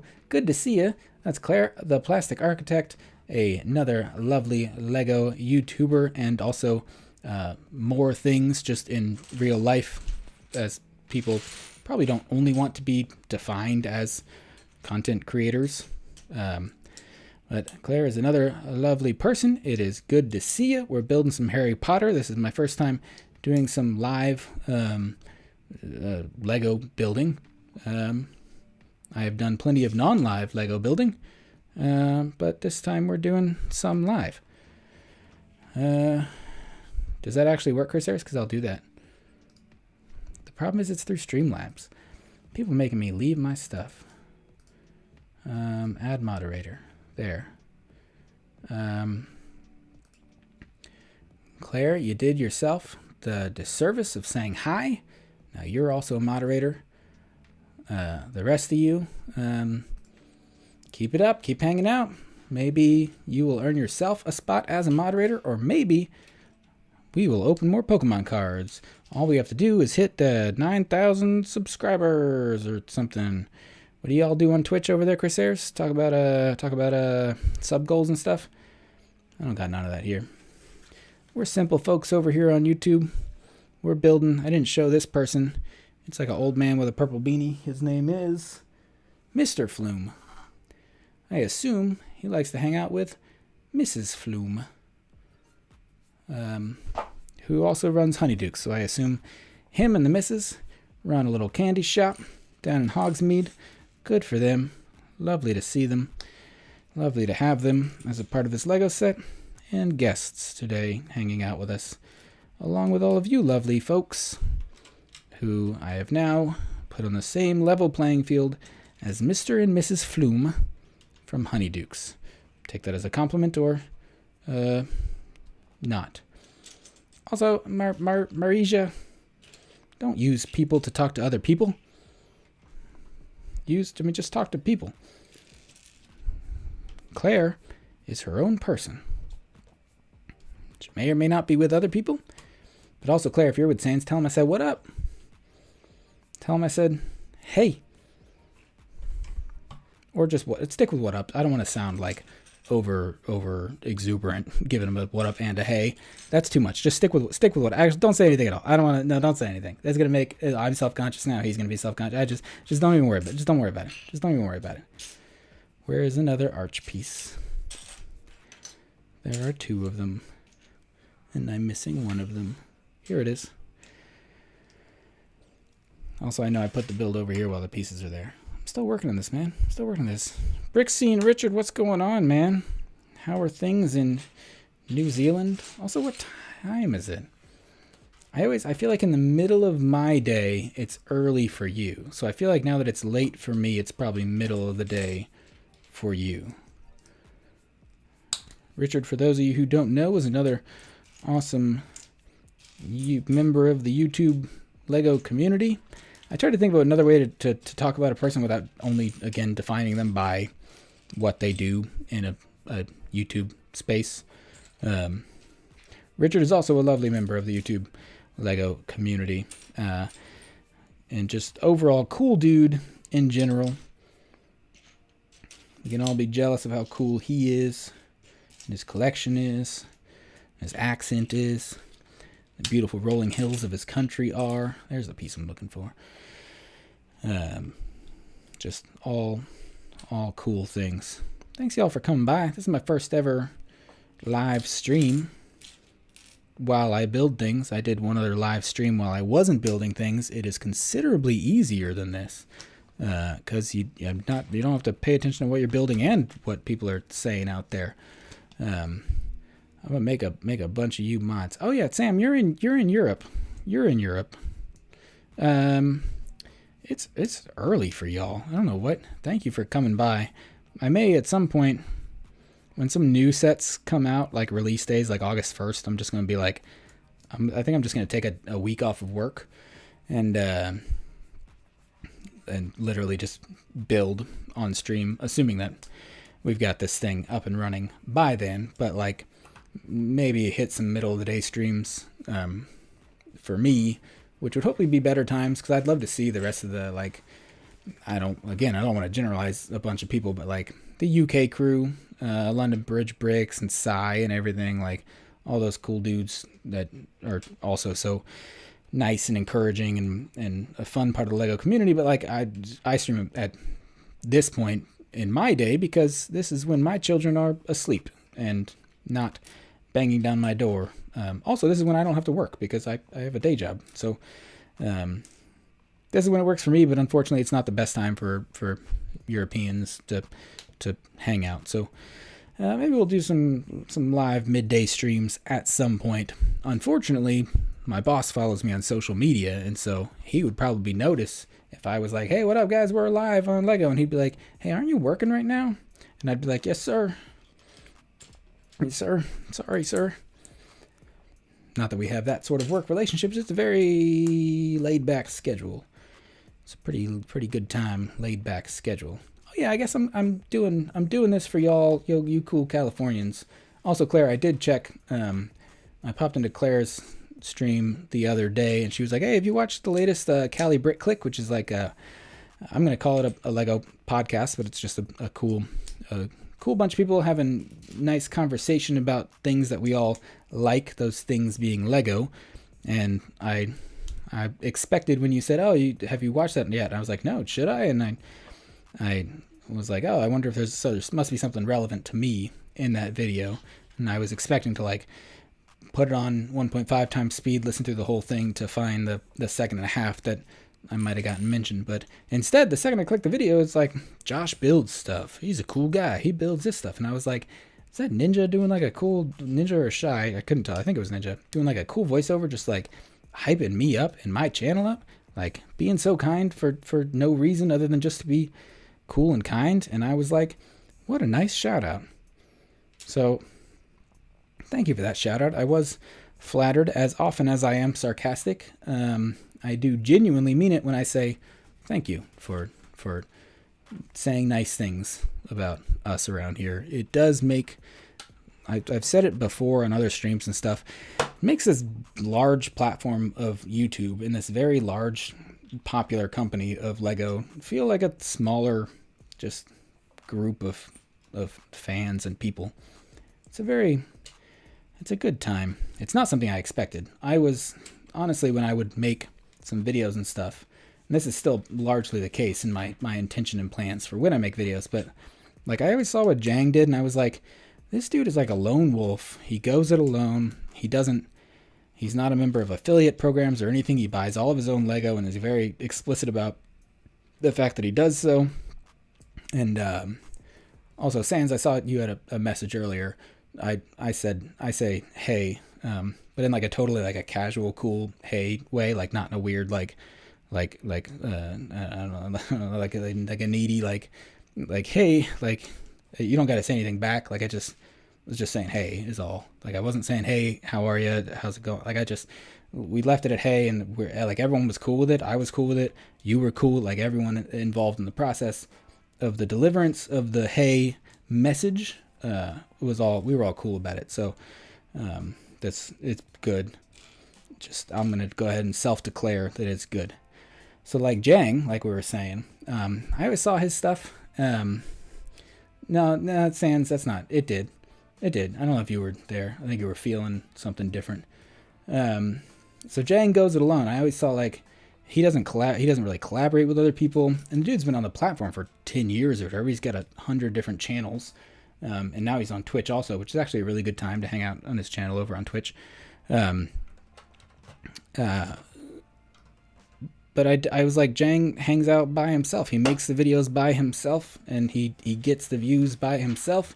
And now, like, it feels like I see Jang on, like, every other stream, and, like, I don't assume that the reason that Jang was going it alone was because, I don't know, because he wanted to, but, like, I assumed it was because the platform is so large, and he's grown to such a large size at this point that, like, you can't really approach a Jang type fella and just be like, hey, you want to hang out and collaborate with us? Like we're not the biggest thing out there, but lo and behold, there's just humble, wonderful, nice Jang living up to his name of just another nice guy. Which, for those of you who don't know, that's what Jang stands for, and probably what Jang also stands for. I use both uses of the what he stands for.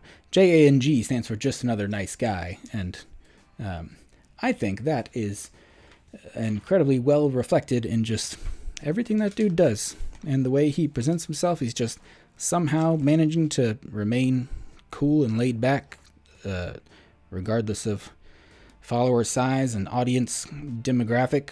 Not saying he runs a younger demographic, but that happens with Lego and with size. So shout out to that man who needs no shout out from the likes of me. You know what I'm saying? What am I building here? A little cash register? A little opportunity for Lego to make me put stickers on more curved surfaces? Let's do it, man. Let's do it. More clear back stickers on more curved surfaces. Also, I'm very confused and yet intrigued, but I'll address it in a second. Hello,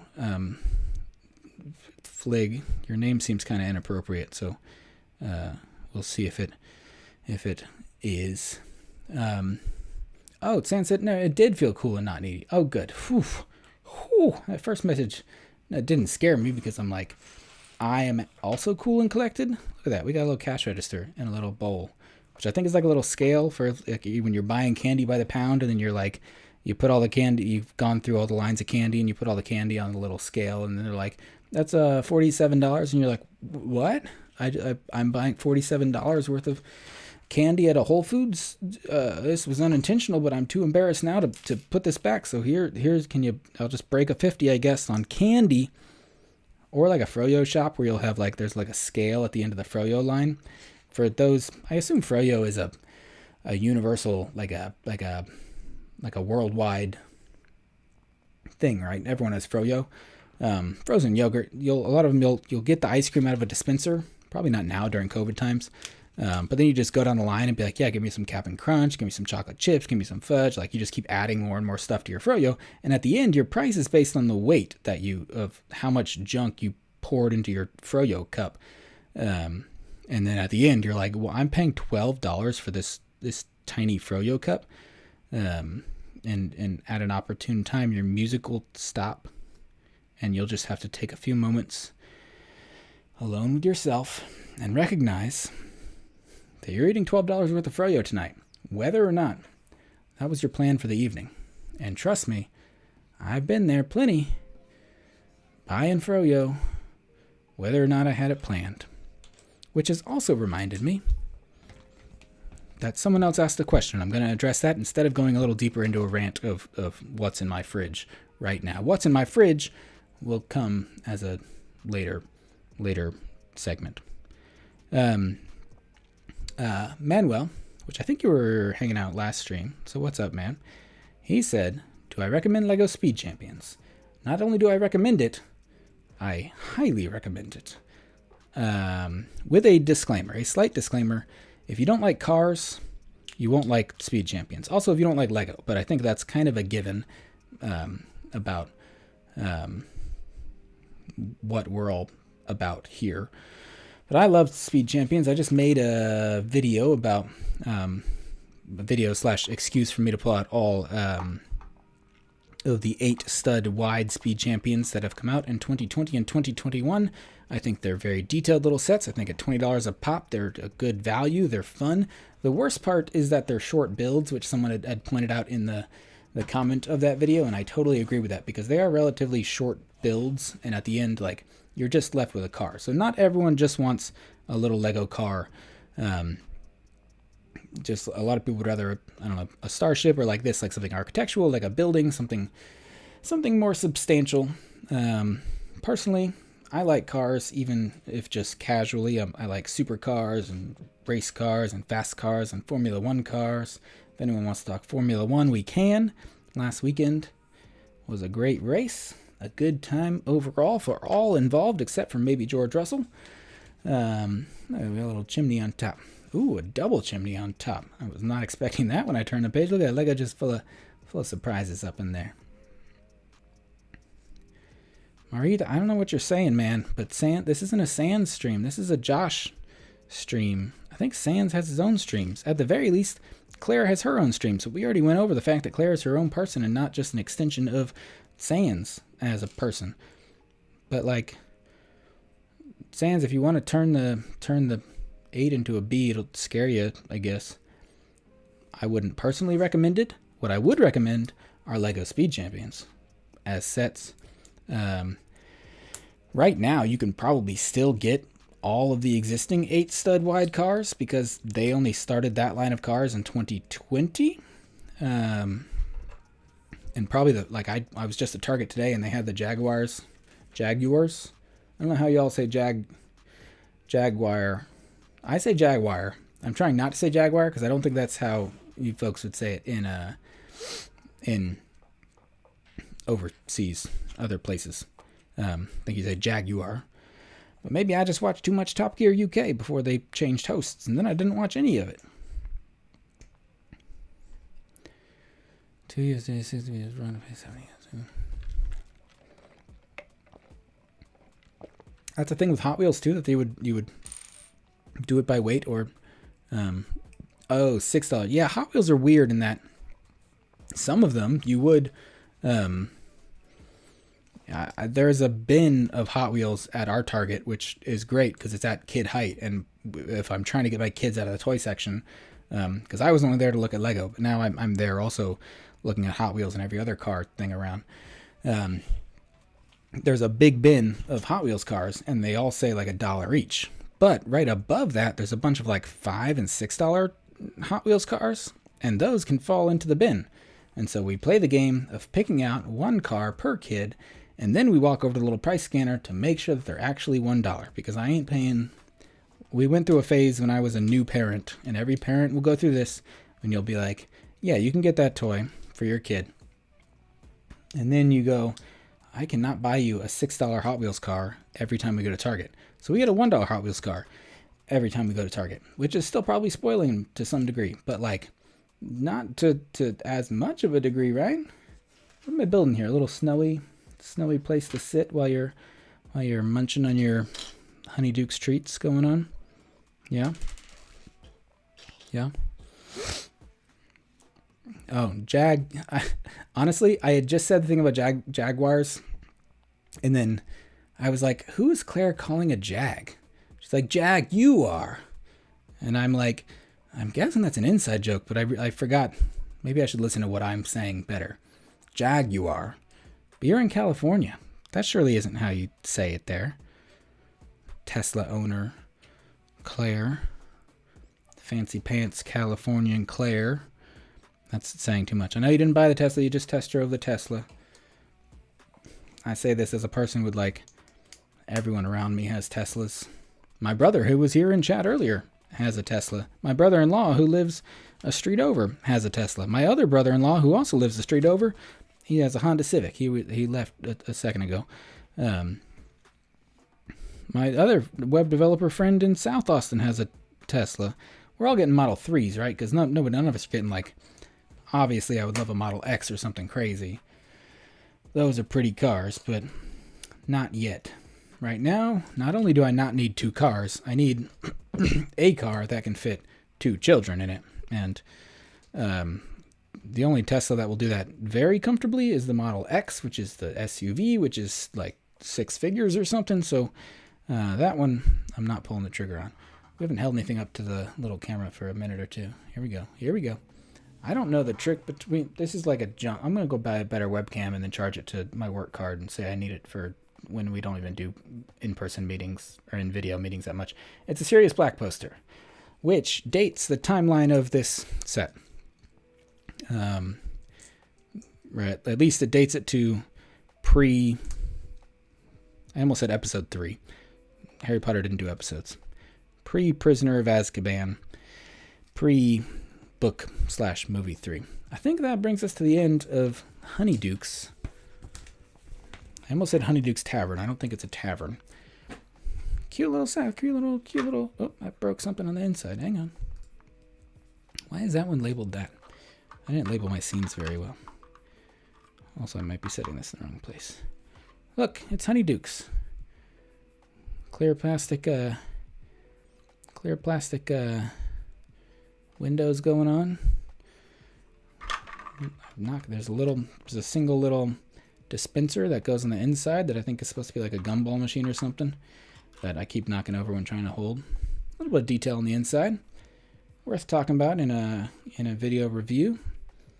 I like the detail. I hate how dark the interiors of these sets end up looking. Excuse me. I'm drinking too much or not enough vanilla Coke. Makes it hard to speak. Cute little interior. I like it. Definitely small. Like if you're expecting a big set, this ain't small. This is reasonably sized, I'm going to say, in an effort to not insult Lego and their sizing guide. I don't know. No one's going to be insulted. It's not a modular building or anything, but it was only... I should know the price of this set. I don't know. It was 70 or 80, 60 or 70 bucks. I don't know. This is just the build part of the stream. This is not the part where we have done our research. Also, am I missing something? Because I have an extra Sirius poster and Honeydukes box label. I'm assuming that might go on the back of this as well. I don't know. We'll look at it in a second. How many wizard tiles do we get with this? This one has... Excuse me, but just one sec. 4. Just take it. Just hold it. You're embarrassing me. Embarrassing yourself. Oh, you guys can't even see what I'm doing. Never mind. It has 4 wizard tiles, guys. And we have 2 of them so far. So we'll get 2 more in future bags. It is time to start bag 4, which should be bag 1 of the 3 broomsticks. So denoted by the sign, which has 3 broomsticks on it. I'm going to restart my time lapse for this bag. I tell y'all, man, watch the review video of this one because I don't know how any of this is going to turn out because of how much else is on my table and around me while I'm building this. So this review video might be interesting. Not, sorry, chair noise. Not discounting the fact that, this set's already been out. I'm just going to make some noise for a second. Hold on.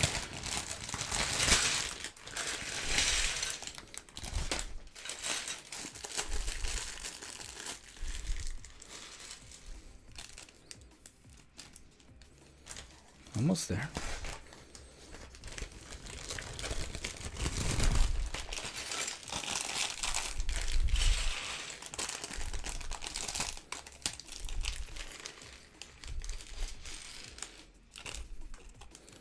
Most important aspect of any relationship or building, as an actual architect may tell you. Oh no.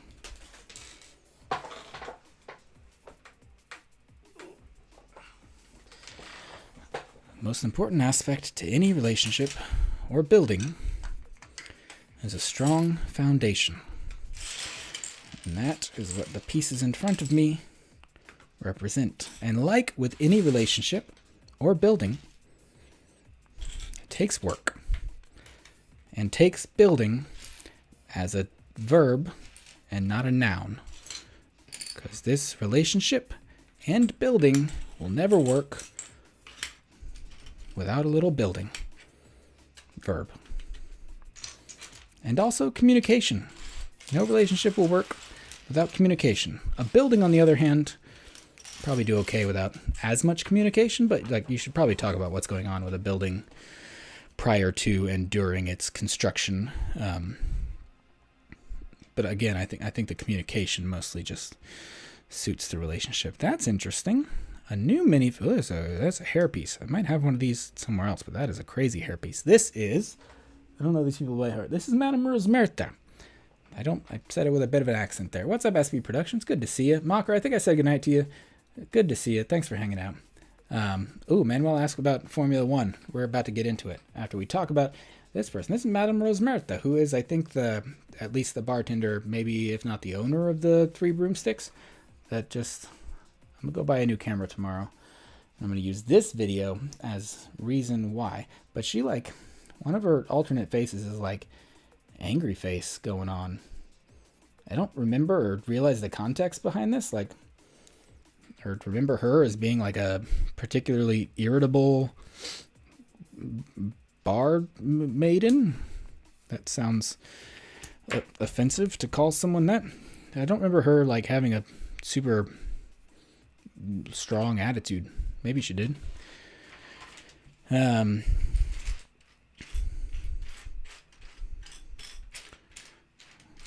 Sam's talking about car collecting. Yeah, you are the car collecting guy. If I have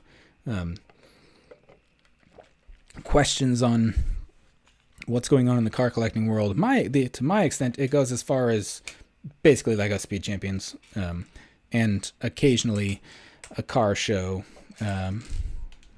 Watched a lot of the old Top Gear. I like cars, but I don't know all of the new cars as they come out.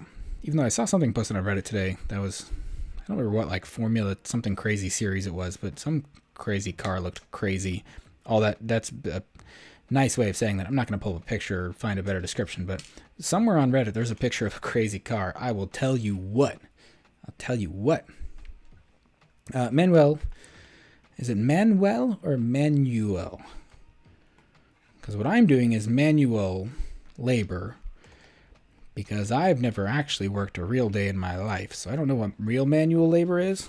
But I would feel bad mispronouncing people's names. But he asked what my team in Formula One is, And that's a funny thing. I wish I could just give a normal answer to some question. At some point I will. Someone will be like, how old are you? And I'll be like 33. Like a normal answer, normal question. But it's hard to answer and just say like what my team is in Formula One, because I am an ignorant, I told you, I am an ignorant American, like a lot of us. And I only really strongly started watching and paying attention to Formula One stuff after Netflix came out with their Drive to Survive series, which is a fantastic series.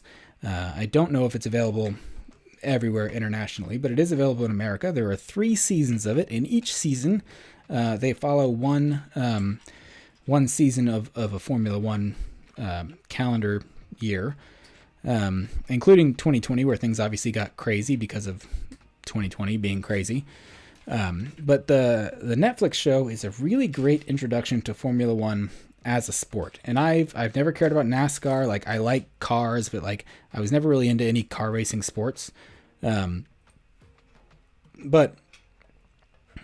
Formula One, that show was such like a nice introduction, because it doesn't only talk about the weird like intricacies of the sport and like the policies and rules and stuff. They kind of ease you into that by making the stories about the people, either like the team owners or their individual drivers or whatnot. And like, it's really a series about all of those. Manuel. Don't worry. I'm going to not worry. I do some things very well. One of them is not worrying. Some people say I should worry more about more things. To them, I say, I don't have the energy, man. But the Drive to Survive series is fantastic. I would recommend it to anyone, even if you're not a sports fan or a car racing fan, because it is just like great stories about good people. Granted, they're all millionaire race car drivers who are all making a bunch of money, and but they're daredevils. Like, you're driving 200 miles an hour, 300 kilometers an hour. They're a different breed of person and a different breed of athlete.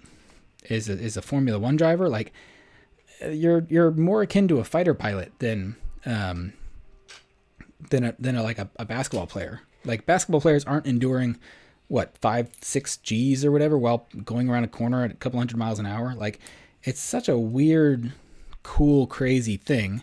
But like I said, the Netflix series makes the stories about the people and the teams, and it also acquaints you with individuals in the sport, a lot of whom are still racing in the sport, granted probably for different teams than they were at various times throughout the show. But I would recommend it. That's how I got into Formula One. And then for the past 3 or 4 seasons, I'll watch every race, even if they're sometimes boring. I'm not as into it where I'm like, oh yeah, Spa in 2020 where Ricardo overtook Sainz or whatever. Like, I don't remember the exact moments and stuff, but like, following the overall sport and the team dynamics and like who's competing with who, it really makes a big difference, because especially now, especially in what we're still kind of in the Mercedes era of domination, where they have won the past 7 series consecutively, both in the drivers and constructors championships. So a lot of people would say it's boring, but like, if you just watch like if you know who's competing with who, like McLaren, even this season, they're like, hey, you're not racing Mercedes. Like, stop racing Hamilton.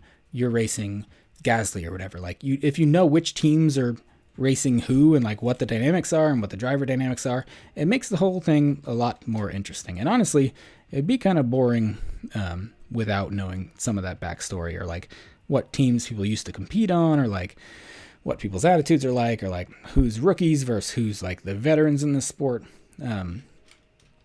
So I've been super enjoying it. Also, the fact that there's only like 20 some odd races in the entire year. One of the races is in Austin, Texas, which is near enough to me to consider seriously going. I keep meaning to look up ticket prices. I may try to go to the Austin race. I got to figure out like what the different tickets mean, and if I want to try to go down for like a full 3-day ticket, and like, do I really want to sit there and watch practice 1, 2, and 3 live, or like, how much fun is it to watch in person versus like you can actually listen to what's going on TV and stuff. We'll see. I'm still debating. It's not till October. I think they're coming to Austin. I think it was rumored that they might do 2 races in Austin, but I think they since changed that.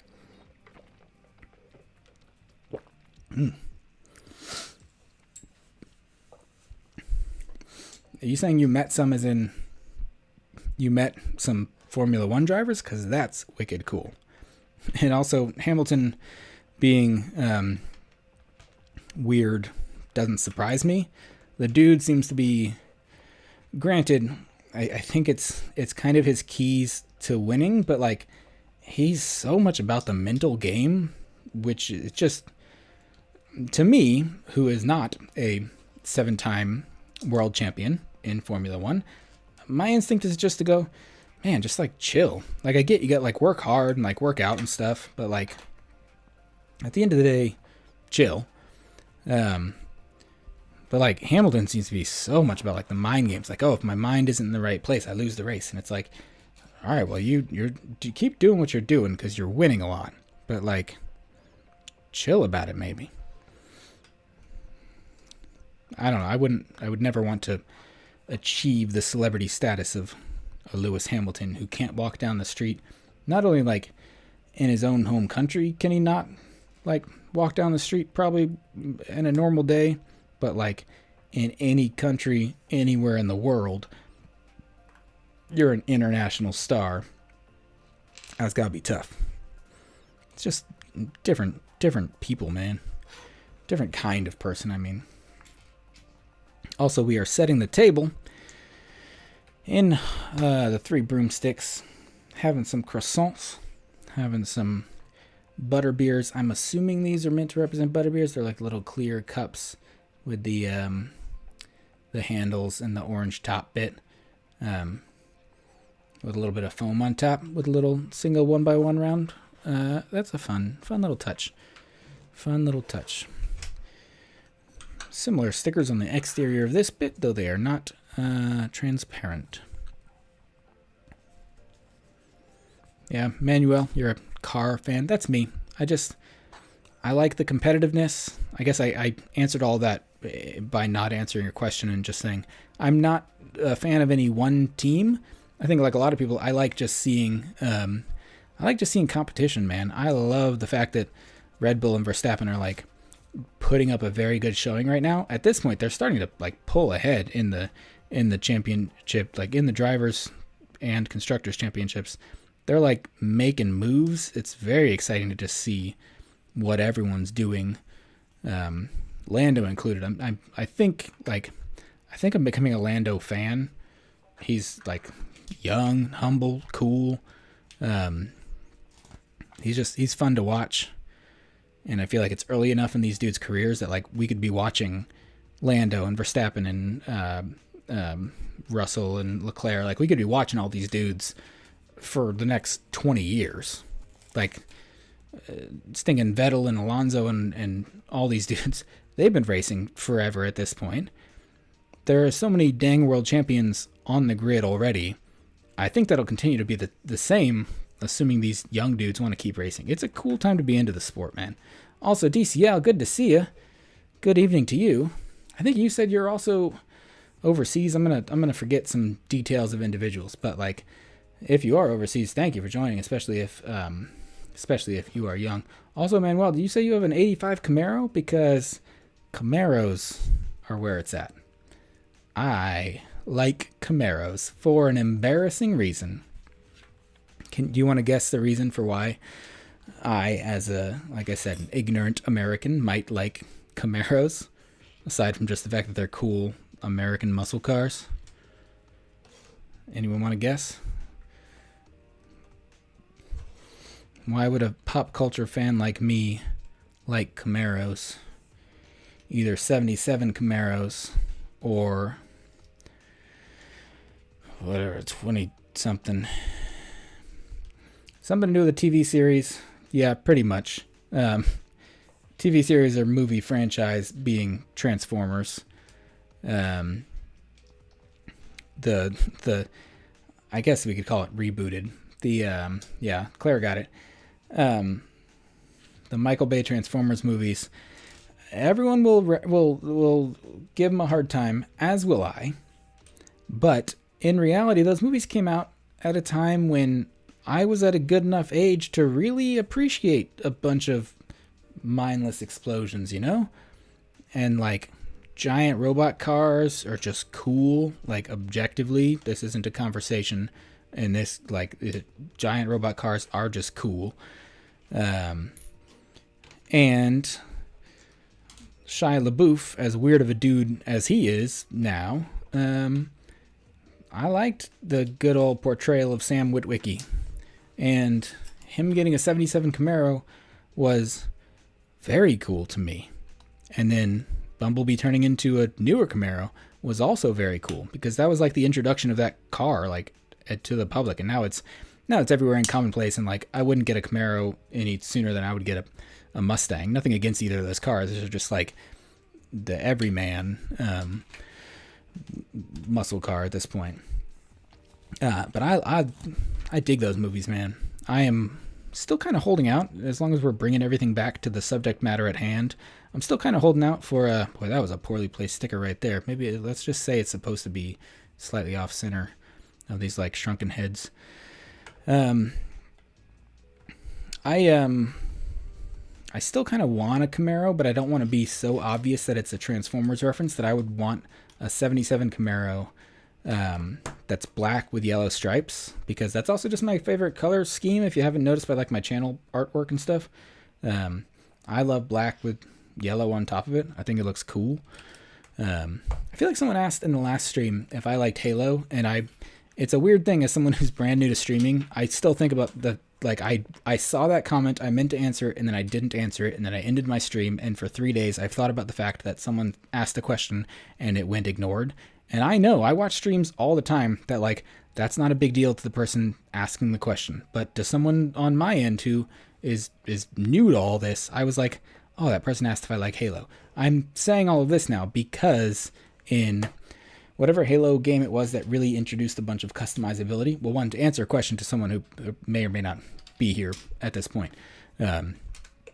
Yes, I like Halo. I'm not the biggest Halo fan, but I like Xbox games in general, and so I do like Halo. But I think it was in Josh Zabee secretly. Yeah, I'll take it.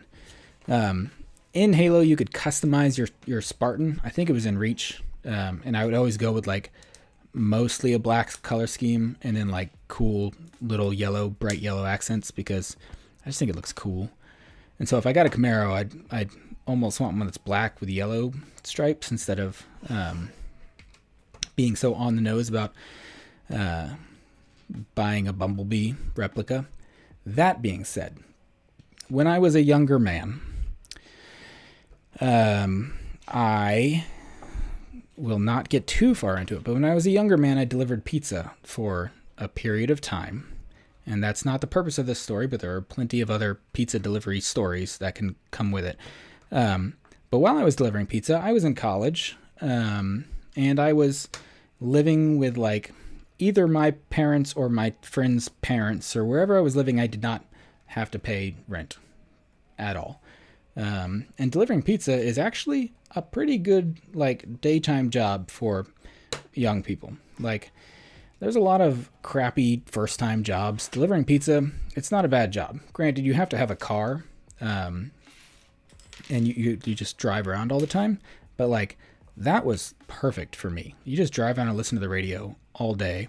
The other nice thing about delivering pizza is that you make decent money. I would make between $15 and $20 an hour most nights. You'd work a 5-hour shift and walk away with $100 in your pocket. That's $20 an hour. And that was before you get a little paycheck. Granted, in America, you literally make $3 an hour. When I was doing it, you'd make $3 an hour as a part of, I said I wasn't going to get too far into this part. I'm now getting into this part. You'd make $3 an hour on your paycheck, but you would make most of your money in cash tips. At the end of the night, you'd walk away, you'd have a bunch of cash in your pocket. Granted, you do get taxed on that, but what I'm trying to say is that as an 18-year-old, I made good money delivering pizza. And at some point I had like 10 or 11 grand saved up just in cash that I wasn't doing anything with. I'm saying all this because I still regret this to this day, but I also don't.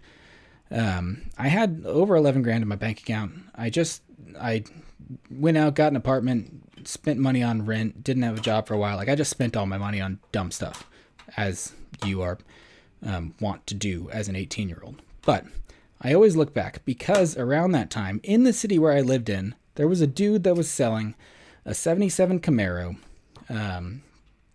that was basically a Bumblebee replica. It was the right colors, the right year. It had little Bumblebee accents in the interior and like a dang Bumblebee air freshener hanging from the mirror. And that dude was selling that car for 11 grand. And so instead of being a dumb teenager, I could have been the proud owner of a 77 Bumblebee Camaro. And I would still own that car to this day because when I buy something and collect it, I keep it forever. And like I said, I did not buy that, and I still, to some degree, regret it to this day. But a life lesson for you all, if you are or ever will be a parent, and don't mind your kids going up to strange houses at late hours of the night, let them be pizza delivery boys. Like, you make some money doing that, man. It's not a bad job. It's fun. Also, get a job where you get free food, because there would always be leftover pizzas or something, and at the end of the night, you just take home 3 or 4 pizzas. So you never pay for your own food. They pay for your gas. You make good money in cash. It's not a hard job. Like you just drive around, bringing people their food. It's not bad. If my kids were like, I want to be a delivery driver just like you, Dad, I'd be like, I approve, son. Also, I will still have allergies as a 40 and 50-year-old man. I'm not tearing up at every little thought. Don't think me soft, y'all. Or do. I could make myself cry right now talking and thinking about my kids. So we should change the subject. To what should we change the subject? Like that proper use of prepositions right there? That's what I'm talking about. On to the next bag. On to bag 5 of 6 of Hogsmeade of the 3 broomsticks. Again, as denoted by the 3 broomsticks on the logo. They're kind of on the nose in that Harry Potter universe. New bag, new time lapse. 1 second.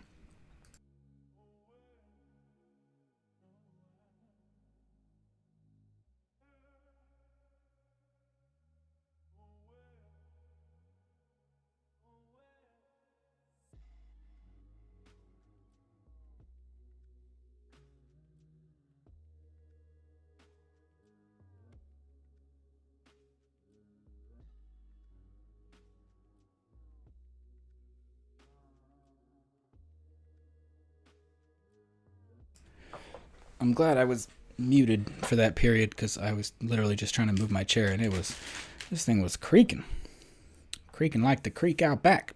I don't live in that part of Texas. It's quite what's the opposite of rural? It's that here in Austin. The opposite of rural. Rural jurors.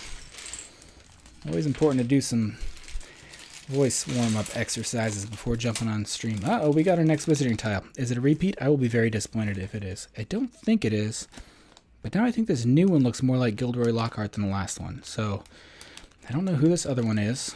I'm going to go through a list of all these and look them up. I'm going to try to hold this in such a way. Okay, this may just reflect off the bag.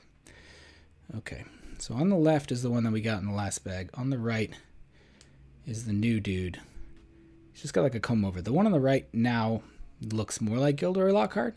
The one on the left actually kind of looks like the dude from the Mysterious Creatures or whatever. What was that guy's name? I quite liked those movies. Something in the bunch of magical creatures, and How to Train Your Dragon. What was that dude's name? Also, I was like, Travis, why are you just yelling Ecto 1? And then I realized I was like, let's change the subject to something else. And then I'm not listening to what I'm saying. So when people respond to what I'm saying, I'm like, what are you talking about? And then I go, oh, you're being a normal human being in this situation. It's I who is not, which is not surprising. Also, I popped off the pop filter for this microphone because it is very much in the way when I'm trying to build. So I hope that this whole presentation is not too poppy on these poppy sounds. Yeah, this one looks like Gilderoy Lockhart. This other one, we're going to get his name. Grindylows. No one out there paying attention that's a big Harry Potter fan? It'll come to me, whatever his name was. What do you want to talk about the Ecto 1, Travis? I'm assuming you like the build because the build itself is excellent. Also, build is an excellent test of the pop filter being removed from this microphone. I think this is McGonagall? Yeah, McGonagall's hanging out in a hog's meat on this here day. That's good, Sam. Thank you for the feedback. I appreciate it. Even the microphone being here, like, I don't have the reach that I usually have. McGonagall, did you bring a wand with you today? Yes, it's a black wand. You know what's funny? Other collectors of Lego Harry Potter probably have this same issue where you get 2 wands with every single set. And a lot of times, I'm not doing it today because I don't care that much. I'll not break any of the wands off these little pieces because there may be 2 characters in the set that have the same color wand, in which case you end up with like 2 of these things that are the same color, and these aren't. They probably look it, but like one's dark brown, one's black. But like you can have one perfectly preserved and one that you broke both wands off of. Like I said, I'm not doing that today, but you end up with a ton of those extras. Not that it's a sought after piece of a bunch of extra Harry Potter wands. Okay, you know what's nice? I ended that question at a weird time. You know what's nice about Twitch over YouTube is that on Twitch there are like you can redeem channel points for other things that the streamer has set, and so in a lot of streams there will be a common one is like hydrate and stretch. Like you get channel points for watching a stream for a longer period of time or chatting more or whatever. It's a thing that's set by the streamer.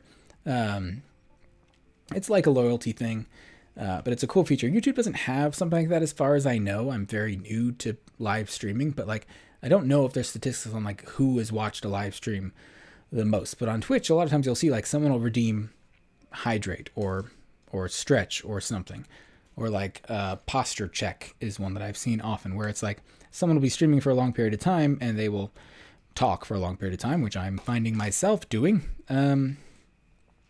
And then you'll be like, oh, I need a drink, or I've been slouching, or I've been sitting on my foot for 2 hours because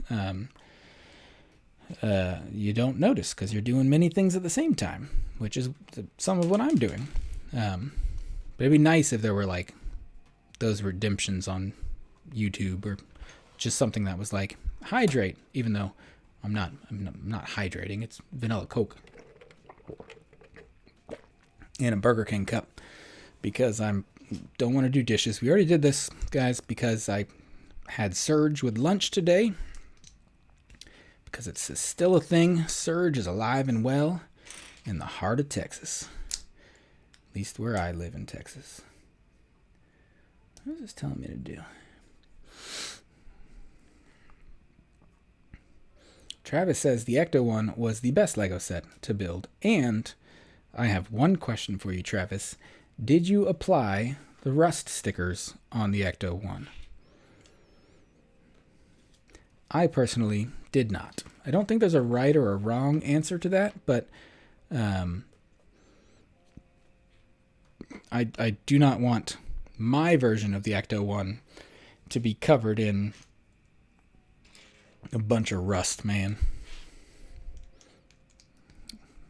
Okay, Travis, that's good. I said there was no right or wrong answer. There was a right answer, and you gave me the right answer by saying that no, you did not apply the rust stickers.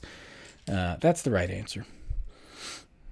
I didn't want to call anybody out for making their own personal decisions, but sometimes personal decisions are wrong. And that would be one of those times. Also, I missed a layer here. I missed a layer. DCL, you didn't either? Okay, that's good. I didn't even think about the fact that other people in here may have also built the Ecto-1 and may take offense to me saying that something that they did was wrong. As always, here I am sarcastic and kidding with almost everything I say. So, of course you can do whatever you want, but I was building, I mean, I recognize that the Ecto-1 is supposed to represent the one from the new movie, which is why it has like the passenger seat that flies out with the thing, the laser thing, the proton cannon, plasma, what is it called? Whatever, I don't know, I'm tired, man, I got kids, it's late, it's not that late, it's 10 o'clock, it's late, that's good enough excuse. They got proton packs, they got the deployable proton pack, right? It's got the seat, the proton pack that comes out, it's got like the little remote control thing that pops out the back of that car. I wanted the version that most closely looks like the version that I'm a fan of, and everything all closed up, ignoring a lot of the features in it. The version I'm most comfortable with is the one from the original movies. And I assume that LEGO assumed that we would all leave stuff out like that. And we did. And we did. What did I miss? Missed you guys. I missed you guys. Yeah, proton pack. I don't know why that evaded me. You move the letter to the right side of the car for the first movie they came out with. I don't know what you mean. Letter. There's a letter? I'm looking at the car, but its front is facing me. Clara says she can't wait to get the Ecto-1. I would encourage it, very much so. I have also been encouraged very highly by Sam the cat right there, who is heading out. Thank you for hanging out, Sam. Good news is I'm not putting videos out as quickly because there's no new sets coming out right now. So instead, I guess I'm live streaming, but now that I bought some new sets, I'll do reviews on these. So we'll keep things rolling along as best we can. But it was nice to see you hanging out. Hope to see you back around these parts. Hope that your life is just going well. And don't worry if you're commenting or not commenting, viewing or not viewing. It's just nice to have you around. Just nice to see familiar faces. But Sam is one that is constantly encouraging me to get that darn, or is it DCL? I don't know. I've been encouraged very much by multiple people to get the Aston Martin DB5 from what's the Sean Connery 007. I was just looking at it in the store today, and like honestly, I spent, what was that, a $30 set, and this was like a $60, $70, $80 set. So I almost spent as much as I could have spent to buy that set, but it's like $150 for the DB5. I almost bought it today because there's just nothing new coming out until August, and I know everything's coming out in August, but like I just want new stuff, and so I want the DB5. I will try to pick it up before retirement, because I know I will always look at it and regret not getting it, even though I'm not the biggest James Bond fan. Like, I like it, but I think I'll regret not getting it in the long run. Do I need the typewriter? And is it retiring this year? Oh, guys, God, you're enabling. You're enabling is what you're doing. The good thing about being a part of a lovely community, such as this one, such as the LEGO community, or even like a community within your own channel, is that you get to talk to like-minded individuals. The bad thing about being a part of these communities is we're all enabling each other because we all like the same things. And if I can get somebody else, if I can get Claire to buy a set that I think is cool, then I can see her enjoying the set and building it and then talking about it. And then I get a little bit of hit of those endorphins without having to spend any of my own money. But we just go around here telling each other to buy the thing. Is the email address working in my channel info? Yes. Is it joshbuildstuff@gmail.com? That one will work. I check that daily, often, always. I have like 6 different email tabs open in a different browser. So if anyone wanted to get in like direct, serious contact with me, feel free to email. If anyone wants to get in direct, not as serious contact with me, go to my Instagram. You can find me there. Josh Builds Stuff. I think I got 2 S's on the Instagram. Builds Stuff. You can message me there. I think everything's public and open. I will respond, most likely, unless you say something silly, in which case I will not respond. What am I doing here? What's happening? There it is. I was trying to put a tiny flame into a tiny, I've heard this piece referred to as an inkwell piece, and it wasn't going. I was also trying to read chat at the same time. Isn't that a fun new problem to have? Isn't that a fun new problem? Honestly, can I be honest with you guys? He screamed rhetorically. By the time you all respond, I will already be being honest with you all. The typewriter might not be retiring this year. I hope you're saying the DB5 is going to retire this year, and then I hope you're saying that it's not the DB5 that's going to retire this year. It probably is, though. Look at that. See, I'm enabling Claire for Speed Champions. But my disclaimer always is that if you don't like cars, then they're not that appealing. Like, for $20, it's not that bad of a deal, but like you may look, some of the 2-packs are $50. You may look at it and be like, I spent $50 on like a couple of cars. Like, I tell people to buy them if they like cars well enough, and I'll be like, well, I really like Lamborghinis, like, so I can appreciate getting a Lamborghini. But DCL, I'm assuming you're saying the DB5 is going to retire this year, and that I should get the typewriter just objectively. And honestly, here's the thing.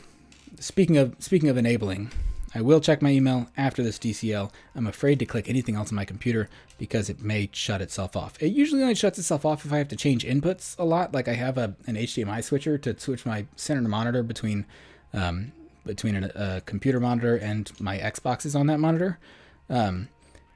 Most of the time I hit that switcher and it just shuts down my computer randomly, and then I get a message when it turns back on. It's like your computer shut down because of a problem. My computer also did that right before I went live today. I am assuming because I unplugged and plugged back in this microphone, which is on a bad cable that I dare not touch for risk of it shutting off. But like I said, we're just testing things here. So I'm not going to click anything else right now, but I will check my email. DCL. Thank you for that. But speaking of enabling, I said I was going to Target today to get some gallon-sized Ziploc bags to bag up some old Lego sets that are still hanging around, and also to obviously look for some new Lego because oh yeah, Sam, if you go to a Lambo museum, please tag me or send me some pictures. I would love to see that. I just popped in a stream the other day and they had like the half-built Technic Lamborghini Sion in the background there, and they were taking a break from it, and I'm like, man, that was a fun time of just sitting down for like, that thing took me over 30 hours probably to build because Technic is slower and it's so dang huge. I had such a good time with that Lambo Technic build that I miss it. And that's still my top set of 2020, I think, was the Lambo. I can at least disclaimer top Technic set of 2020. I think I said that in a top whatever video I may have done the end of last year. I stuttered to respond to people because I try to talk before thinking about what I'm going to say. Claire, I agree. She says, get the 2-gallon bags from Amazon. I'm out of giant bags right now. I also don't feel like getting up to display them. I would buy a few. I would get like the 24-inch by 18-inch bags. I had a whole bunch of them, and I'll store larger sets in those when I need to bag them up. Smaller sets, I'll just stick in a little quart bag. A real small set, I'll stick in a sandwich size bag because that little set is a little snack for later on. But I'd get those giant bags for the biggest sets that I need to store away. Some of those 2-foot bags, I need to find an even bigger bag because I have unbagged in my closet right now the Ecto one, the Lamborghini Sion, and the original helicarrier from Avengers. Again, doesn't need a clarification of where the helicarrier is from.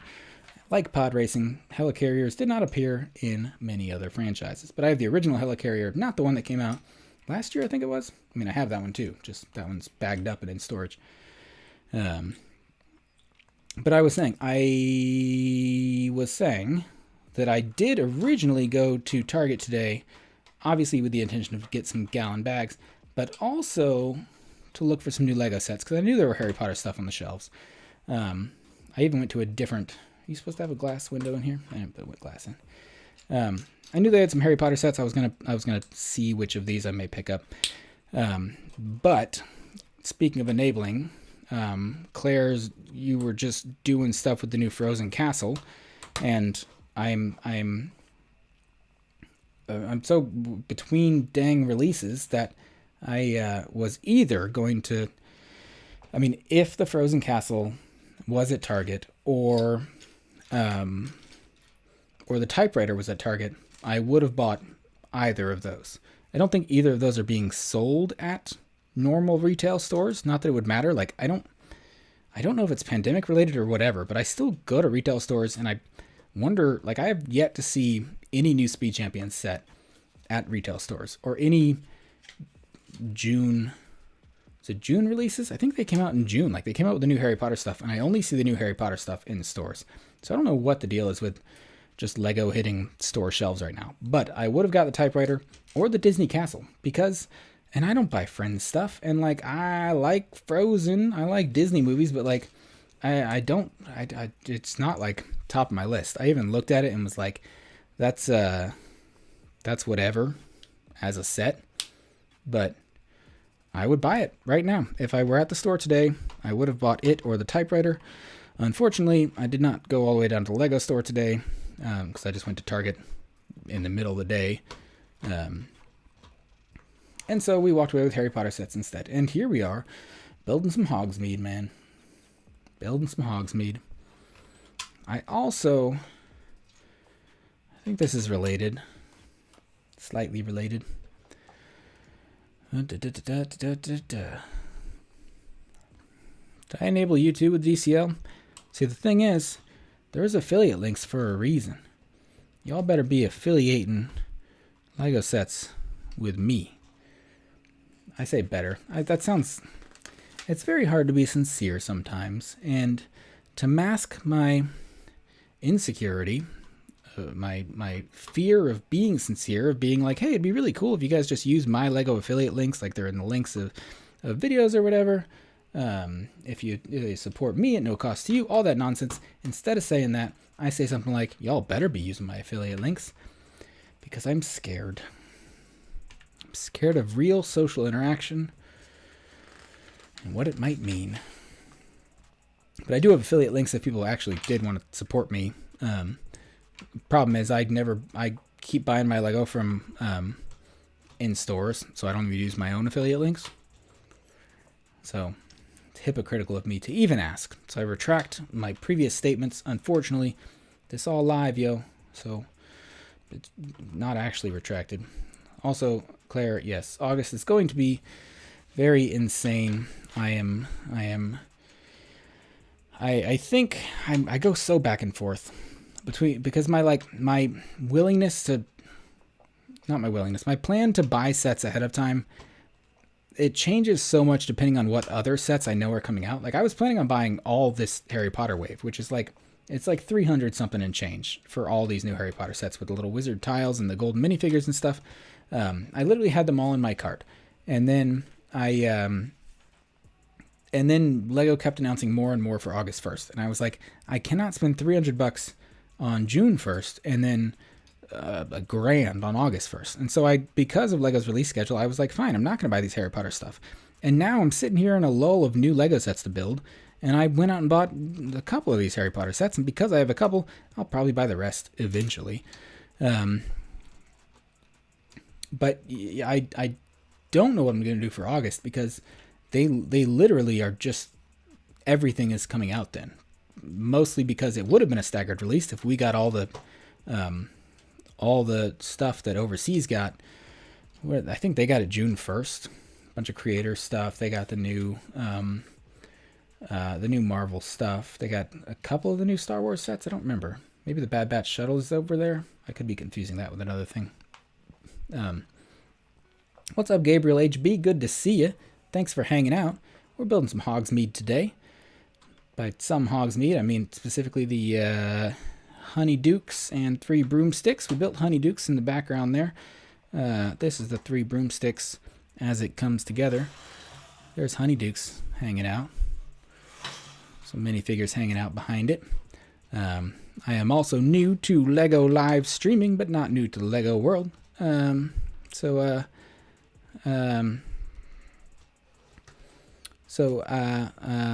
Check out my stuff and like the stream. I don't have it pulled up, so I don't know if people are liking it, but I hope they are. If not, I don't know. What are you going to do, right? What are you going to do? I'm just going to keep building. But my plan for August 1st that I'm going to form right now as I say it. This is like an improv show. The prompt was August 1st Lego releases, and I'm just yes-anding, and the answer is yes. I'm either or I'm either just gonna say, forget it. This is it. This is who you are now. You buy Duplo sets sometimes. You just buy it all. Get every set you want. All the new Star Wars sets, all the new Marvel sets. Get them day one. Even the new What If Marvel sets that I thought they were coming out in October with other stuff, but no, those are coming out August 1st too. At least a few of them are, like the Green Mech is. Plus creator sets like the Fish Tank and the Space Shuttle 3-in-1, which I really want 3 of because I want the Saturn V and the Space Shuttle and the Lunar Lander because I have all 3 of those sets assembled and on the shelves somewhere behind me. I want them all. So part of me just wants to go get them all. Just forget it. Just like put them on a credit card. You'll pay it off over time. Just buy all of them. They will supply content to your channel for the next until October, I hope. August, September, October. It's just only 2 months. What? There's only 2 months between August and October? Why didn't anyone tell me that? Do I need to do the knuckle thing? I'm not that good with months. So between August and October, I guess that's all the sets we get. DCL, I'm glad you could hang out. I appreciate the support in any way. Mentally, physically. Don't support me physically. I'm a pretty heavy dude. Mentally, figuratively, other ways. I appreciate any support. I just appreciate having people around. I'm just glad that people want to hang out and watch. Like, that's just, if I just find other cool people to hang out with, that's cool. Claire, let's just blood pact, pinky promise, across the states, blood pact. Let's just buy them all. Let's just do it. Just do it all, man. And that's enabling. If I say, hey, just spend.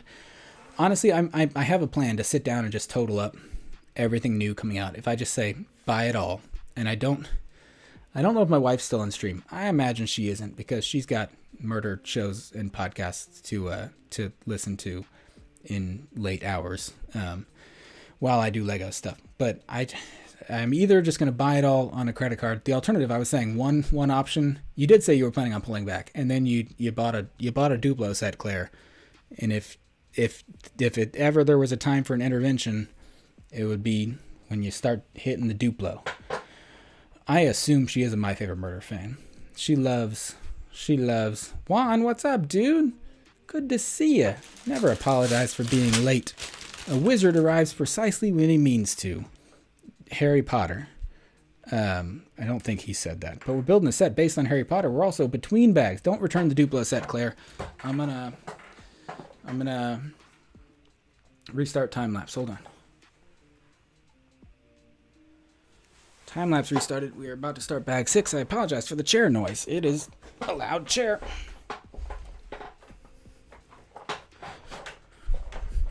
Oh, we're bumping the thing. We're bumping the thing. It's my first time streaming builds, guys. I get a pass. Also, it's a loud chair, not a loud Claire. But Claire is the plastic architect. DCL, I thought you were heading out. And see, now you're enabling. Just buy what you like. Buy what you like is nice, except when I'm deciding between my children eating dinner and me playing with plastic. I'm a mute while I open this bag.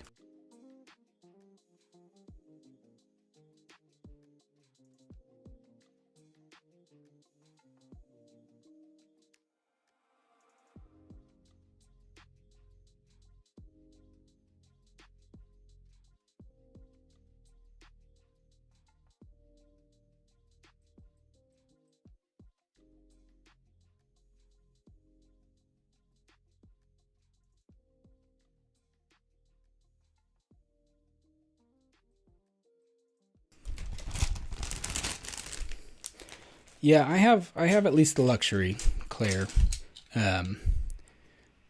Juan. Well, this is the wrong place to be if you have yet to buy Lego sets, because we are literally talking about enabling each other in habits. And you got baby mouths to feed too now. And so you will soon have to make the decision between collecting things and feeding your children. The good news is my kids, at least my 4-year-old, he won't eat anything, so it doesn't matter. Give him literally anything. He doesn't want to eat it. He is on a kick now that he doesn't like cheese. What kid doesn't like cheese? The better news is we got 4 wizard tiles in this set, and they are all unique. The bad news is I still don't really recognize any of these people. This ain't going to focus very well. I'm going to hold them all up. The one on the top right is the newest one. This is the 4 that we got from this set.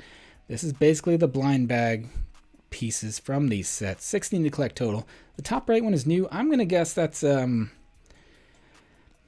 I don't even have a good guess on that one. This feels like McGonagall, Wizard Creatures Dude, Lockhart on the top right, or top left. And that could be anyone on the top right. Looks kind of ghoulish. I don't even know if it's a boy or a girl. I don't even know. Uh-oh, Juan got birthday money. That's a dangerous thing. I want to spend my birthday money. I'm an adult, so any birthday money that I get comes from myself. We're also a single income family, so all of our money just comes from my income. But around the time of my birthday, which is in September, oh no, my birthday's the end of September. New sets also come out end of October, or beginning of October. I want to spend my money on going to a Formula One race, and I don't know if I'm going to or not. I think this is Dean Thomas. Yeah, that one. I knew Dean Thomas. Here's Dean. Dean is wearing a jumper. Actually looks more like a windbreaker kind of situation. But the English would call those jumpers. I think they are all asleep right now. So let us drink sweet tea in Texas in their honor. And not be judged for it. I was saying I had several alternatives to acquiring a bunch of new August sets. The first was just to say, forget it. I've clearly lost it. This is my life now. My life, I just buy Lego instead of contributing money to a child's college fund. I just assume that in the future there will be college money in the future. Now is not the future. Either I can just buy everything. The only alternative I was going to say was, or I could just open a business credit card and then put it on that credit card, which is not actually different. It just decides if the money either comes out of a personal bank account or a business bank account, which is really all the same thing for tax purposes at the end of the year. So that still leads to the same point of just being resigned to buying all of the new August sets, be it Star Wars or Spider-Man or Marvel. I like all those new things. We actually spent the entirety of our last live stream, our last and first live stream. A weird way to put that. It was the first live stream ever, but the most recent live stream previous to this one, we spent that one just talking about new Lego sets coming out. That was a live version of my Josh Updates Stuff show, which I'm trying to do weekly or bi-weekly. Just talking about new and upcoming Lego stuff. But last week there were literally too many things. There's like three broomsticks on this little sign. I wonder what that means. I wonder what that stands for. Last week we spent the entirety of the stream talking and just looking at a bunch of the new Lego sets that were coming out. Most of which were coming out in August, but we had also got announcements for a bunch of new October sets, which were just brand new announced. I missed some pieces here. That was our first ever live stream. We ended up chatting for like 2 hours 40 or something crazy. DCL, I am nothing if not careful, and I'll elaborate. I thought you were heading out. Were you not heading out? Was somebody else heading out? You all don't have to head out. It's great to have you here. I am nothing if not careful, which I want to elaborate on a second. But on our last live stream, we literally talked for like 2 hours and 40 minutes about just new sets that are coming out. Lego is inundating us with new sets. And by us, I mean adult Lego fans, because there's so many Lego sets. One, this is I don't want to be a bad influence. It's a dangerous place to be because Lego makes more and more Lego sets that are appealing to adults. And they're doing it on purpose. They know it. They're acknowledging it. Their sets are more detailed. They are themed around things that adults liked. I say like and liked because they are making retro sets and things that appeal to our nostalgia, like a full-size Nintendo Entertainment System Lego set, which is behind Tupac behind me, so you can't see it right now. And dang jang, I've got 3 different threads happening in my head. We'll see if we can follow them all.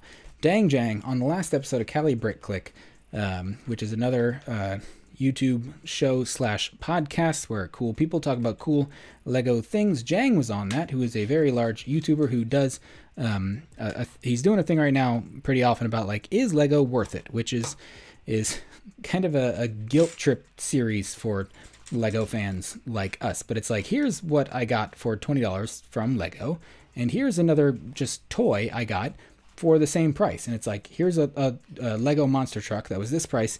Here's like a remote control monster truck with all these other features and stuff from like other toy brands for the same price. That to say, I don't remember who brought it up, but someone was like, yeah, you could have bought that Lego Nintendo Entertainment System. Sorry, I bumped my camera. You could have bought that Nintendo Entertainment System, which I did. It was like $250 or $300 or something. You could buy that Lego set, or you could almost have just bought a Nintendo Switch. And I was like, I've wanted a Nintendo Switch for a long time, and like purposely don't buy it because 1, I ain't got the time, and 2, it's just like I could use that money for other things. And I was like, man, that one hit me hard. Like I could have an actual Nintendo Switch, but instead I have a Lego Nintendo Entertainment System. But DCL, you're right. It's not an accurate comparison. It was. I would encourage you to watch the episode because it was all a lot of very well articulated points, which resonated very strongly with me. But it's so much of it is about the emotion of it. There's an emotional aspect and a nostalgic aspect, and like those things are really hard to put a price on. Like you can't put a price on a feeling, right? So I'm not.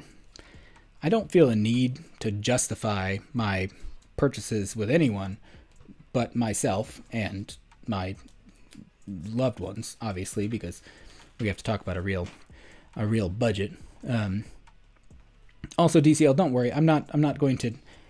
I'm somewhat jokingly, callously saying, go crazy, buy everything you want, disregard reason and money.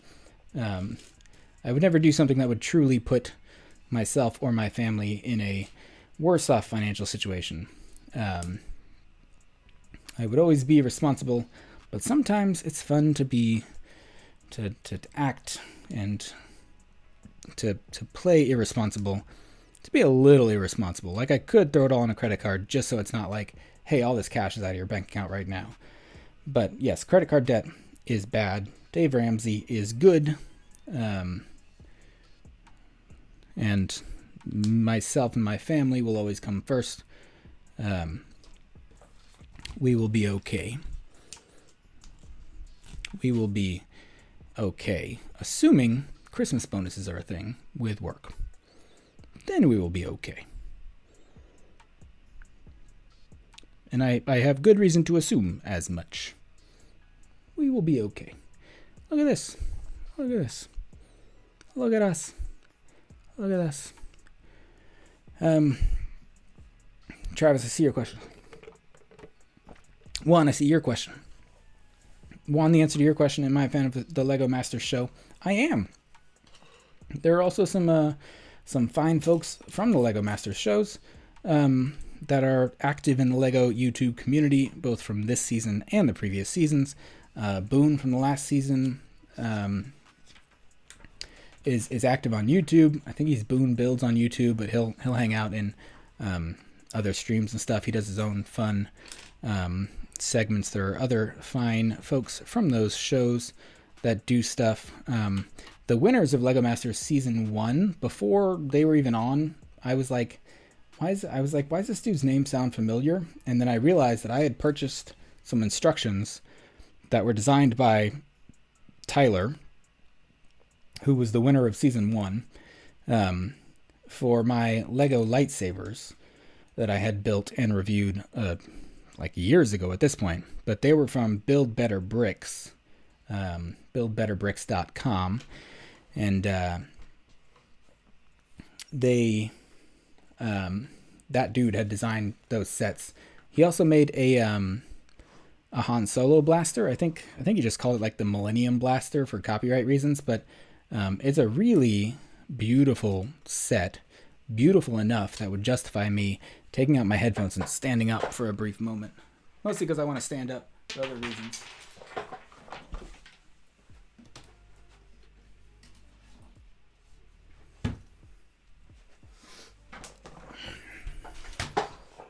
And because I know it's close enough that I can grab it and show it off. I think this set was designed by Tyler and his team. This is Han Solo's blaster, obviously. DL44? Is that what it is? I don't remember the exact name. But this was a set. You would buy the instructions on buildbetterbricks.com. Lego would obviously never sell something like this in an official sense. And then you buy the bricks and everything you need off BrickLink.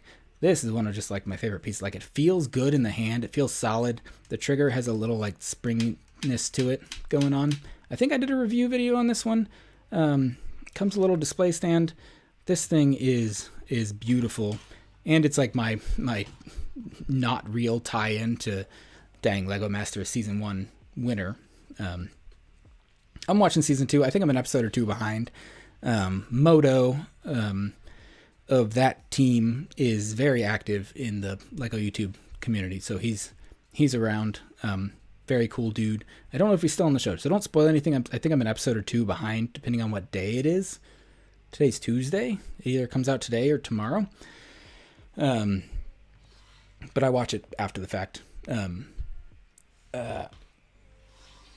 Oh, that's going to be in the time lapse that's still going on. Tricky thing. Sorry for the chair noise. I'm going to buy a new chair as soon as we get some budget for this dang show. Travis, I think it was you. You also asked if I looked up the 3-in-1 plane set from last week. I looked it up, and I did not do anything further with it, mostly for the aforementioned reasons of all the other stuff that's out right now. I can barely take the time and effort to branch out into new and different sets, much less just buying things that aren't brand new off the shelves right now. I think there's also a question about if I like, do I miss the hidden side sets? I miss it in the sense of it's like it's Hidden Side is like it's like if someone passed away who I did not know personally or just know of in general. That was me in the Hidden Side sets.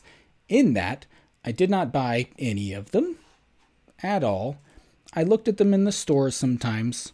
So I guess it's as if someone had passed away who I had passed by casually in the Target Lego aisle occasionally. I made eye contact with them. We never established a connection. I never learned their names. And then, unfortunately, I learned that they would no longer be appearing in the Lego aisle. And I don't want to say I didn't feel anything, but if I do feel something about the passing of the Hidden Side line,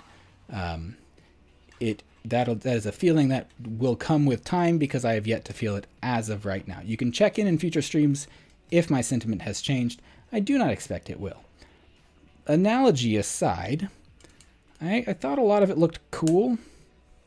My buying is so dependent on, like, I want it all, right? There's no, like, I would love any Lego set. Like, I don't really buy plenty of themes. I don't buy Ninjago, Minecraft, Monkey Kid. Like, there's plenty I ignore, and I just do it purposely. Like, because if you just said you have unlimited budget, I'd be like, okay, then I'll take one of each. I'll take two of each while we're at it. If you have unlimited budget, just like if I could get whatever I want, I would get it all, and I would build it all, and I would enjoy it all very much. So everything that I buy or don't buy is not because I don't want it. A lot of the times it's because I know my own nature. This may actually be a good time to crack into something completely different, which is the second of 2 new packs of Pokemon cards that we bought. If you missed it earlier, we got a reverse holo Serena. I think that's her name. Serena. It's not a great camera, folks. We have no budget here. Pokemon cards are kind of back at Target, and I picked up 2 of them. I like Pokemon cards a lot. Ninja popped in here earlier, said he also likes Pokemon cards. So now we get to talk Pokemon card collections in the future. If we're talking about collecting things, this is an excellent analogy. If I collect something, I want all of it. I'll wait for Claire to confirm that Sans shows back up. If I collect something, I want all of the something. I still have all of my Pokemon cards as a child.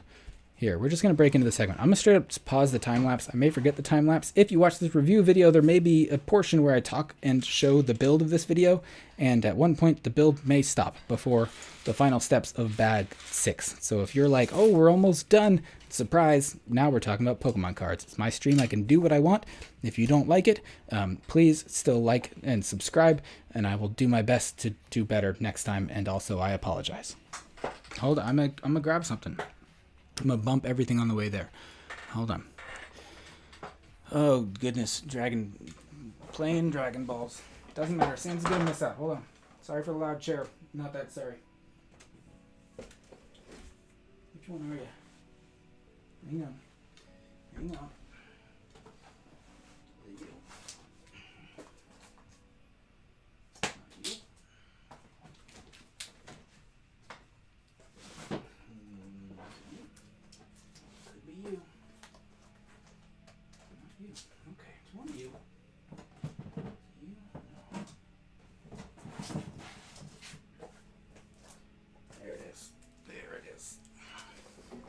Oh, I'm not muted this whole time.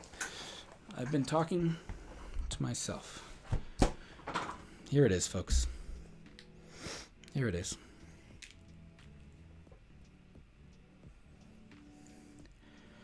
I don't think there is anything personally identifying by showing this. Here is the interior of one of my cabinets. Ignore most of this, like the Xbox 360 above. I don't know why there's an Xbox in there. Or a present that, I think my brother got that from my kid for his birthday. I didn't give it to him because it's got a lot of small pieces. We may open it someday. Those binders on the bottom are Pokemon cards. Divided by generation. Oh, hello, Sans. Excellent timing. Those binders are Pokemon cards divided by generation. This, my brother was here earlier, my real life brother, who technically owns half of this collection because my parents bought it for both of us as children. But I have since added to the collection very much. What we have here is the entirety of Gen 1 of Pokemon cards. Here, y'all don't need to see my face. Y'all don't need to see my face. I did not get the Cantina yet, DCL. I still want to. I think I'm going to wait till it goes on sale. I got Cloud City on sale. I may get the Cantina on sale. So this is the entirety of Gen 1 of Pokemon. Like, that's Charizard. He's not even in, like, a good sleeve because...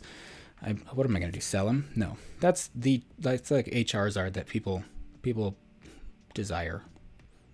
I don't know how much money he's worth. He's not like a first edition or anything. He's not like fancy pants Charizard like the kids got these days. But he's Gen 1. Like, they're all from the olden days. There's like little stickers on each of the pages that are like, I think they're like the sprites from the original game that we got a sticker pack of, and that's what we use to mark the pages. This is all of them though. They're all here. 1 through 99 plus 52 more of them. Every bit of them, and they're thick. Like, there's like a 50 Pikachus in here, and we just put the one that we like best on top. We got some shiny boys in there. We got some couple of first editions in there. But again, it doesn't, like, I think my brother wants me to sell these Pokemon cards. I don't know what they would be worth right now. You'd have to get them graded and all that. They're popular. Like if I was going to sell Pokemon cards, now seems like the time to do it, right? There's my boy. There's Geodude. He's number 1. Always has been. Always will be. Every party I ever had with me, I had a Geodude in my party because I need a rock Pokemon. What's up, sup yo? Sup yo, sup yo. We're building Lego here. As you can clearly see, we've taken a slight detour to look at some Pokemon cards because we're breaking open some more Pokemon cards. I don't know why. Oh, because someone said something about collecting something, and that's all it takes for me to collect. Once I have something, I want all of something. My goal with Pokemon cards was just to get one of each card from a generation. So, like, I don't care. No, my brother wants me to sell these because I'd give him half the money, but not for the new generations because I've bought those on my own.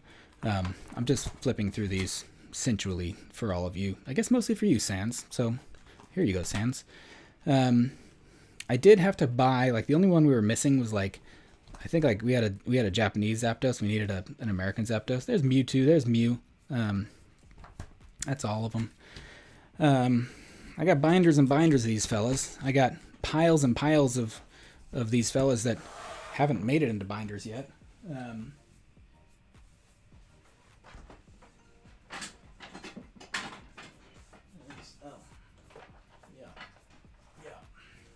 I just got microphone. It's going to change inputs. Check 1 2. Check. Okay, we're good. Don't touch your microphone, folks. I got binders here, man. I guess these are all like trainer cards and stuff that I don't know what to do with. These are like energy cards. I pulled the worst couple of things out of a pile. We opened those other ones. I'll open these now. Just because they're back at retail stores, which is exciting, which means that every time I walk out of a Target, I spend an extra $10 just for the heck of it. But my goal was to own one of each Pokemon, like, just in general. And so, like, I don't care about, like, that this is from the Chilling Reign series or whatever. I just want one of each Pokemon. And that binder is just, like, that's the original gen. I've basically recollected all original 150. They're in a different binder. Yeah, now we're into new stuff here, man. Because this is, how close do we got to be, or how far do we get? We'll be close. Look at that, Sobble. But he's like 816, which means he's high up there. I probably don't have any of this dude. Oh, we got to do the special thing. Here's a QR code. If someone wants to go through and scan this, or whatever, you get some free Pokemon cards online. Whatever. And then you pull 4 cards off the back, put them up front.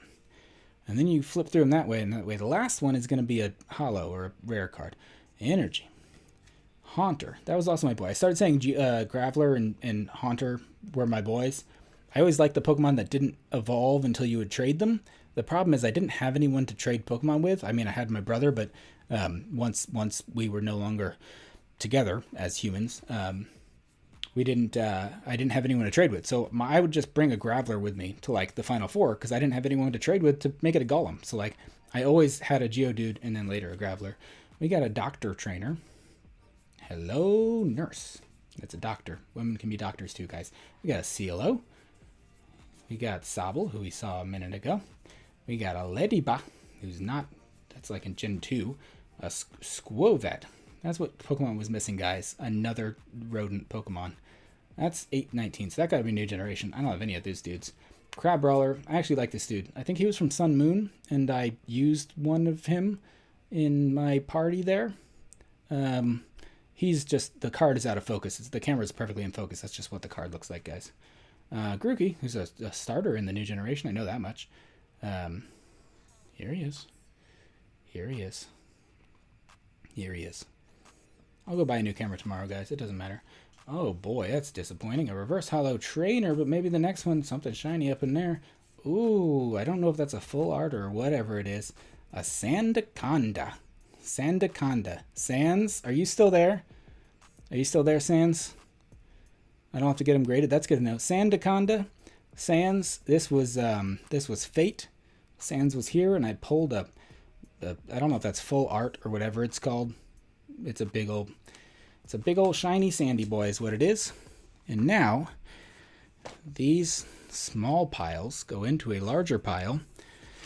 And then someday they will get sorted into binders, and they will live in my cabinets, and then at some point my children will sell them or give them away to a thrift store. What you gonna do? We're gonna hit a button. We're gonna go back to building in a second. We're almost done with bag 6 of Hogsmeade.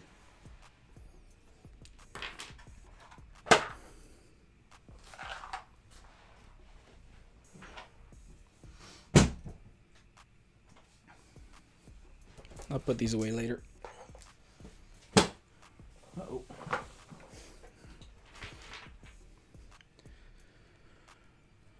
spilled some Bulbasaurs.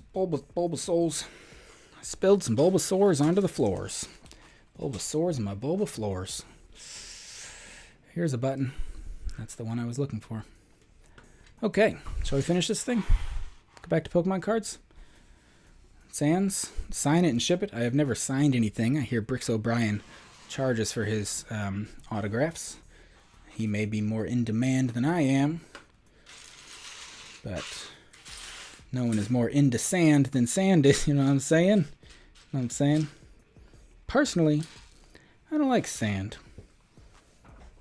Sands is okay. Sand, coarse, rough, irritating. You ever heard that one, Sans? You ever heard someone talk about your name and then immediately make an episode 2 reference? Probably hasn't heard that before. Very original stuff. You know, it's funny. The time lapse for bag 6 on my phone has still been running. Just going to let it run. So if you do watch the review video for this set, or if I do make a review video for this set, this may be my video of the set, but I'm not planning on talking a lot about the finished set when it is, in fact, finished. It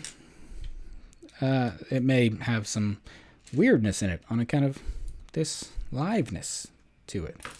Also, wow, we're going on 3 hours, y'all. Y'all are doing great. He said, while encouraging himself. Thank you to those of you who have been sticking around for a long time. Please don't feel obligated to do so if you're waiting on making dinner on my account, as long as we're being very specific about other people's situations, which may or may not be true. Can I say something real quick? Wouldn't it be weird if you just waited for responses to rhetorical questions? Can I say something real quick? I'm going to go ahead and do so and assume the answer is yes. You know what's kind of a bummer about some Lego sets like these? I don't build a ton of architectural sets, or like I don't buy modular buildings and stuff. But it's kind of a bummer that a lot of times the endings of these builds are roofs. Yeah, nothing against roofs, but it's just, this is not the most interesting part of the build, right? Like I'm putting some little snow accents on and stuff. The fun parts of the builds were like that bottom of like the first floor with like all the details of like the croissants and like butterbeers and stuff. That was fun, but we have long since moved past that. And now we are just onto roof details. And don't get me wrong, I appreciate a good Lego shingled roof or something, but this one's interesting. Little bits of snow here and there. But it's like something that's fun about Speed Champions as builds, and I guess a lot of Lego cars. Oh, this is supposed to be around here. There we go. Speed Champions and just Lego cars in general. The very final thing you do in most of those sets is put the wheels on, because it's difficult to assemble the car if the wheels are there, because the whole thing would be just wanting to roll around the whole time. It's like the very, very last step is sticking wheels on, which is really satisfying, because then the whole thing can roll. What set is this? This is Hogsmeade Village Visit, set number 76388. It contains 851 pieces, costs, I think, $70 or $80. Just released in June 2021. It is pretty decent as far as sets go, but much like my disclaimer of you should like cars to buy Speed Champion sets, you should like Harry Potter to buy Harry Potter sets. But Lego Harry Potter just came out with a bunch of new Harry Potter sets, like 6 new sets, maybe one on the way with the flying lesson thing. So maybe some of those sets would appeal to some people.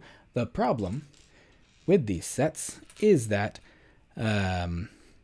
much like they're hitting the collection, the collector's aspect in every way. I cannot hold this piece because not only do these sets come with one tiny iconic golden minifigure each, they're the drum lacquered gold, which is the term to say like they're not actually shiny.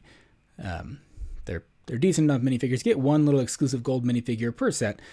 You also get some of these little wizard card tiles, which are they like mimic the little chocolate frog cards that you would collect from eating chocolate frogs in the Harry Potter universe. Not only do those two aspects of these builds appeal to a collector like me, but I think all of these sets can be combined in some ways or moved around in some ways. This set is not one of them, but the Hogwarts sets that have just come out, they can all be combined in some ways to make essentially one giant Hogwarts set. I think most of the Hogwarts ones are based around Chamber of Secrets. Someone can correct me if I'm wrong. I think they're all like Chamber of Secrets related sets, and so you can combine all of the Hogwarts sets into like one giant set, which is very cool, because as a collector, I like nothing more than when you collect a bunch of things and they all come together to form one large cool thing. Even though I'm saying that, and Lego did make a large Voltron model a few years ago or last year, and I did not get that one, even though that is exactly that. It's a bunch of small cool things that combine together to make one big cool thing. Were that a model of the Megazord from the original Mighty Morphin Power Rangers, I would have bought it in a heartbeat. Maybe Bandai or whatever it is, maybe that company was not as willing to partner with Lego as whatever Voltron is made from. But I did not buy Voltron. It's cool. I feel like things that combine, large combinable robots. Yeah, the books are interesting. DCL says the books can also combine into large sets. Also, Shy, what's up, man? Is this a good starter set? This could be a good starter set. If you like buildings, like it's got great detailing. The builds themselves so far have been nice, nothing too crazy. A good selection of minifigures. I would say just go hit the Lego aisle and see some Harry Potter stuff, because there'll be something there that you like. DCL says the books can combine. Speaking of the books, these have also speaking of those giant Ziploc bags. These are in the 2-foot Ziploc bags. This is how my books are currently stored. These have not gone to the storage unit because they are books, and behind me I have what some might call bookshelves, though there aren't many books on the bookshelves. Not blurry camera view aside. There aren't many books on the bookshelves. There is my favorite book on the bookshelves right there behind the Everyone is Awesome set that we can talk about anytime that anyone wants. But I kept these books out of storage because I want to put the books on the bookshelves somewhere because they look cool as little books. Granted, they're very small. They're mini books. I also have, oh, he's right there. Hold on.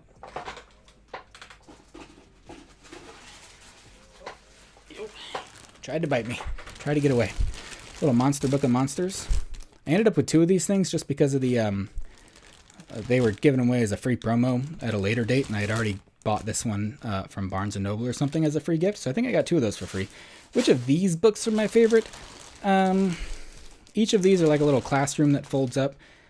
I feel like I said it in a video. I feel like I might have liked the potions one the best. These sets are all just about the little details that are in them. I think these are actually still in stores too. Charms was boring. Herbology had nice details. It would be between Herbology and Potions, but I think Potions took it for me. Charms was boring, and I feel like Transfiguration, I'm barely remembering it now, and so it probably wasn't that great. Those were cool though. I've liked all of the new Harry Potter stuff that's been different Harry Potter stuff, like not just Hogwarts castle scenes essentially recreated, because they're all playsets and stuff, right? Like Hedwig was super cool, Fox was super cool. We just reviewed Fox recently and compared it to Hedwig on the channel. Those were both fun. I think there's rumors, other people were talking about it recently.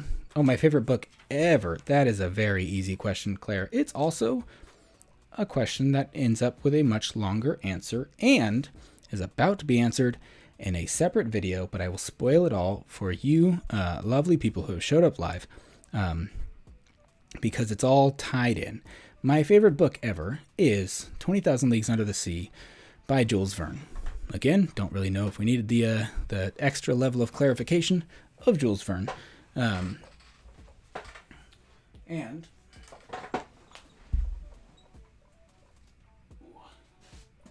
I'm going to be gentle with this one. Stand up, guys. Embarrassing yourselves.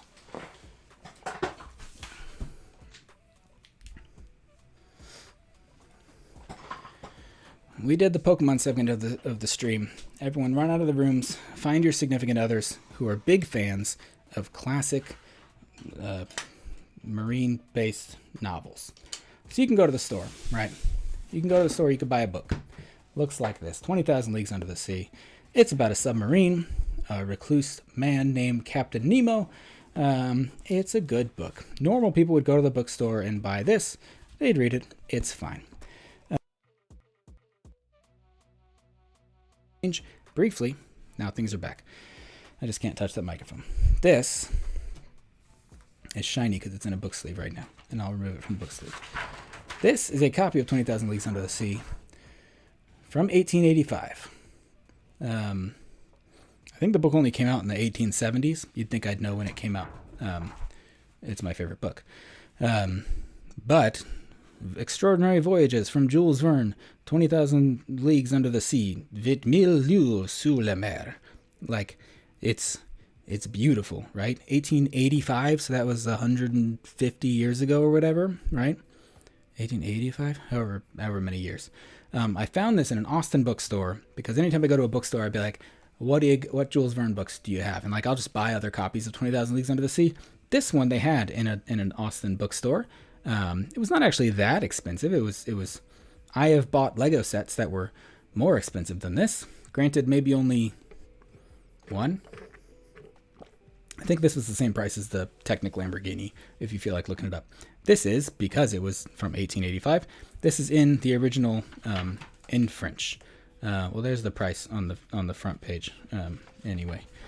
But it has the beautiful giant illustrations that I love so much, and that like if I were going to get like a full sleeve tattoo, it would be in like the very fine line drawings of like old illustrations from like this kind of book.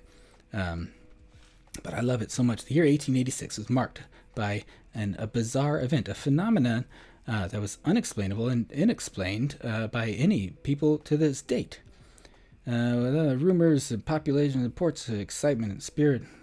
Just like, I used to be able to just like, I don't read French, but I used to be able to, Claire, didn't you say your first language is French?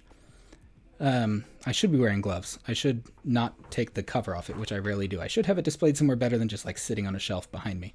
But like with most of my things that I collect, I have them because I like them and I don't ever plan to sell it. And so I'm not crazy about like the resale value or anything.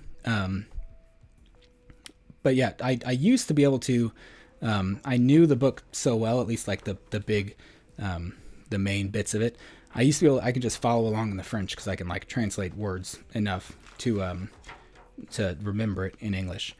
But that is my favorite book, and is also about to be the subject of a future video that will probably come out soon because we're still in this lull of no videos coming out right now. You go back here. Nope. Stand up. Stand up. Stand up. You don't stand up. You do stand up.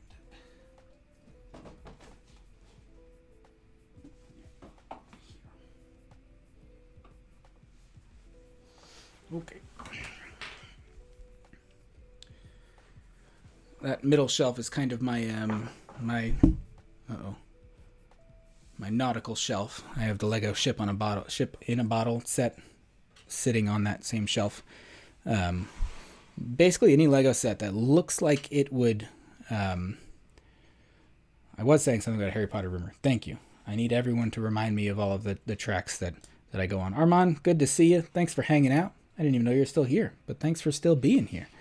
And yes, thank you, Faith and Misery. It is. It's in nice condition. It was actually in better condition before I got it. To Claire's earlier point that I should wear gloves. I should have, and I should have handled it better, and it would be in even better condition than it currently is in. There's a Harry Potter rumor about more sets that are different than just like play sets, diorama type sets that just are sets that are reenacting Harry Potter scenes that we've seen depicted in Lego many times already. I think it's like, I don't even know what to call it. A parts pack? A pieces pack? It's like a things from the world of Harry Potter pack. I remember seeing early teases, but they were probably fake at the time. But it was like a golden snitch. I feel like Claire and y'all were just talking about this on a stream. But it was like a golden snitch and maybe like the pair of glasses. There's like, it wouldn't be Hedwig and Fox the Phoenix, but kind of things in that same, just like brick built, yeah, like an add-on pack. It was just brick built things from the Harry Potter world, like iconic things, probably some wands in there. More or less, I think, life-size brick built things from the Harry Potter universe. But that could be incorrect. It could also, as a rumor, could have no credibility, but Lego rumors these days tend to result in new things coming out. So I'm going to assume that it is a real rumor and real things that will come out. We will see down the line, but I will be excited if they do come out with something different, and I will probably get it. But we've already got lineups for August releases and October releases, so if it did come out, it may be a Christmas this year or even at a 2022 at this point.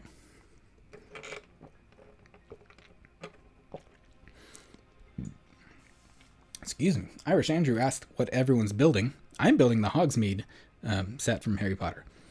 But he probably wasn't asking it so much to me. Also, hello, Irish Andrew. Good to see you. It's funny because another Irish Andrew was in here earlier saying hello. That other Irish Andrew was my brother. The ironic thing is, he loved to tell everyone in our family or in the world how Irish we were. I guess are. He has very red hair. I don't.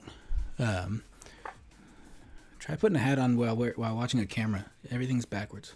Just do it like a normal person. Just do things like a normal person, I've been telling myself for my entire life. My brother always liked to tell people how Irish we were, especially around St. Patrick's Day. He has red hair, right? It's the one time a year that he gets to brag about something in life in general. But we checked with my parents, with Ancestry, with whatever else, and like, we're not actually, I recognize the build is off camera. Turns out we're not actually that Irish. Just like in general, we are many things. Come over here. That's a little better. We are many things from many places. Mostly, I don't want to be offensive and say boring run-of-the-mill things, but we're just like, your usual like Scottish, Irish, German, Scandinavian. I can't say we're that Scandinavian because I can't grow a beard, and if that's a trait of a Scandinavian, then I did not get it. We're Nicky Hassan here. He is a frequent viewer of the channel. I believe he is from Norway. They are a very Scandinavian people. I must have missed a piece. Let us find where it was. It was. Wouldn't it have been on those? It's probably on a roof. I'll put it on in a minute. I'm realizing because there's one of these pieces. It probably goes on the underside of a roof. I was probably talking about Jules Verne books or something else instead of paying attention to the build. Those should be the final few pieces, aside from this piece that we forgot, on the second building in this Hogsmeade set. Oh, there's what we need. Several things we were talking about. One of which we almost kind of got away from. 20,000 Leagues Under the Sea. You never want to get too far away from 20,000 Leagues Under the Sea. I actually mentioned that. I mentioned that in like half my videos. I will find an excuse to reference 20,000 Leagues Under the Sea, specifically the Nautilus from 20,000 Leagues Under the Sea, because that is my again, I'm answering a question that nobody asks. That is my all-time most desired set, is a large, very well detailed version of the Nautilus from 20,000 Leagues Under the Sea. For those who don't know, the Nautilus is the submarine that is captained by Captain Nemo, that our main characters find themselves aboard and go on all kinds of adventures around the world underwater. Clarification, it is, man, that's a good idea. Claire, if you're still here, you need to start a show that's called Clarification, where you just, I don't know, correct stuff, but like your name is Claire, right? So the show writes it. It doesn't matter what you say in the show. It just writes itself. But clarification, when you say 20,000 Leagues Under the Sea, a lot of people think that it's like you're going really deep under the ocean. The deepest they ever go in the entire book is about 4 leagues. 4 leagues is very deep. It's 20,000 leagues traveled while mostly under the sea. So you're in a submarine and you travel around the entire world, which equates to like 20,000 leagues total. But they're in a submarine. It's not, it's distance, not depth. Here's some of what we were talking about. Oh, good. Clarification on a lot of things. I'm glad you're here. So I was saying that a lot of the new Harry Potter sets, they can be combined. And by a lot, I mean just 3 of them, according to this picture. I thought the bathroom, oh, there's the bathroom. I would have bought the bathroom if it was in stores today. I got some glare going on here. Also, you should start a show, Claire, about lighting your stuff really well and call it glarification. We'll workshop it. Okay, you've lost your privilege of being a light. Go away. Is it the light's fault? It wasn't. It's just the bad camera's fault. You can combine some of these sets and put them together, and it's like a big Harry Potter set. This is the big one. You get the Golden Voldemort with it. You get a basilisk. There's a basket weaving class included with that set. If you purchase it. And then at the back of the book, they clarify which wizard tiles you have gotten with your set. Some of them are in gold. So I got like commons. I'm assuming these are the equivalent of, Newt Scamander is the dude's name that I was looking for earlier. And I was right in saying that was who that was. Also the weird ghostly dude, that was Nicholas Flamel, who I believe is the dude who he got the Sorcerer's Stone, or the Philosopher's Stone, for those of you overseas. Nicholas Flamel was the dude who got that stone that let him live for a very long period of time. This one was Gilderoy Lockhart. Wow, I'm surprised at how I honestly didn't. I haven't looked these up ahead of time. I honestly don't have time to look a lot of stuff up ahead of time. And then this last one, was it McGonagall? It was McGonagall. Okay, so we were right in guessing 3 out of 4 of these tiles. The only one we didn't get was Nicholas Flamel, but who the heck knew that Flamel was one of these things? So you can get 2 different Dumbledores: Snape, Godric Gryffindor, McGonagall, Lockhart, Slytherin, Olympi Maxime? Oh, is that the tall woman? The big woman. Is she here? That was my impression of, we were just talking about Norwegian stuff. Irish is balding. That's okay. I'm also balding. I just have hair on top of the balding. Which probably doesn't make you feel better. Someone said a funny joke and I didn't acknowledge it. We're gonna find it. We're gonna find it. There it is. DCL said, doesn't mean anything. My aunt's from Norway and she doesn't have a beard. Thank you. I have as much beard as DCL's aunt. We also get different people from Fantastic Beasts, which are below the line where you can even see they're down here. It probably isn't focused well enough to actually read anything. You get Ravenclaw from there, Ollivander, Jacuna Skies, she's like a pilot, Bertie Bott, I'm assuming from the Beans. Cool. Is there still supposed to be another Fantastic Beasts movie coming out? I assume so. Hot dog tree. I'm going to stop this time lapse, which has gotten wildly out of control. That's going to be a fun one to see in post. Here's Hogsmeade. I should really figure out how much it costs. I don't feel like doing that. I'd rather show off more Pokemon cards. I do need all of those wizard cards. I feel like I just saw either a thumbnail or something else that was saying that there is a poly bag, which for those who don't know, it's just like the plastic bags, the little cheap plastic bags of Lego. There was a poly bag coming out. I think it's got Hermione in it. That will come with at least 1 or 2 tiles. If that is the case, I'll just buy more of those. But at the rate that we're going, the rate being the actions I took earlier today at Target, I'll probably just end up buying more of these sets. And I guess I can make review videos on them. But as finished products, I'm happy with them. They're nice. They're like quaint little buildings. They're not huge like modulars, but they have what you want in buildings. They've got exterior details, which look pretty nice. There's a little bit of snow on there to achieve some atmosphere. And then they got the only thing I really care about, and that's interior details going on. You got like we said earlier, butter beer. There's like a warm fireplace hanging out in the top of the 3 broomsticks. There's like a comfy armchair up there. There's like other stuff going on in here. I would hang out up in that upstairs room at the 3 broomsticks. I'd have a butter beer. I could go for a trip to Universal Studios right now, get a butter beer, ride that new what's it called, Velocicoaster. That's another thing that I like a lot. I've mentioned it in plenty of videos. I like Disney World, but I also just like theme parks.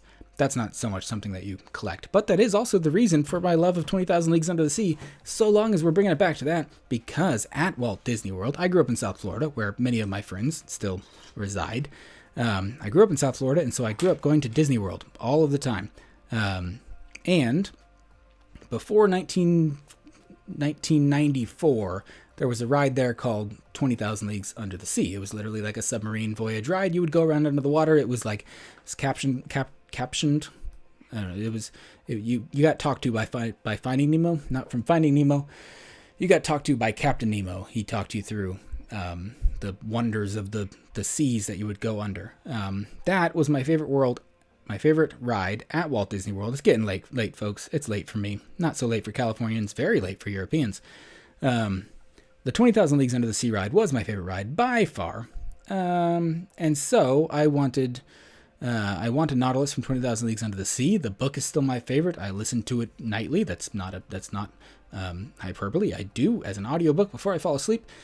And that Disney ride started my love of it all. And my love of marine biology. I wanted to be, it's all tied together. We'll hear all about it in a future video when I talk about my ultimate favorite Lego set. I have not filmed or made any of it, but all of this will be in it. So here, sneak preview for you all lovely live folks today. That being said, it's getting late, y'all. It's almost almost midnight here, which granted, I stay up till midnight every night anyway, doing Lego stuff or video game stuff or whatever, but I think this worked out pretty well. My computer did not crash yet. It was able to stay live for 3 hours and 23 minutes. Goodness gracious. This whole thing took longer than I thought it would.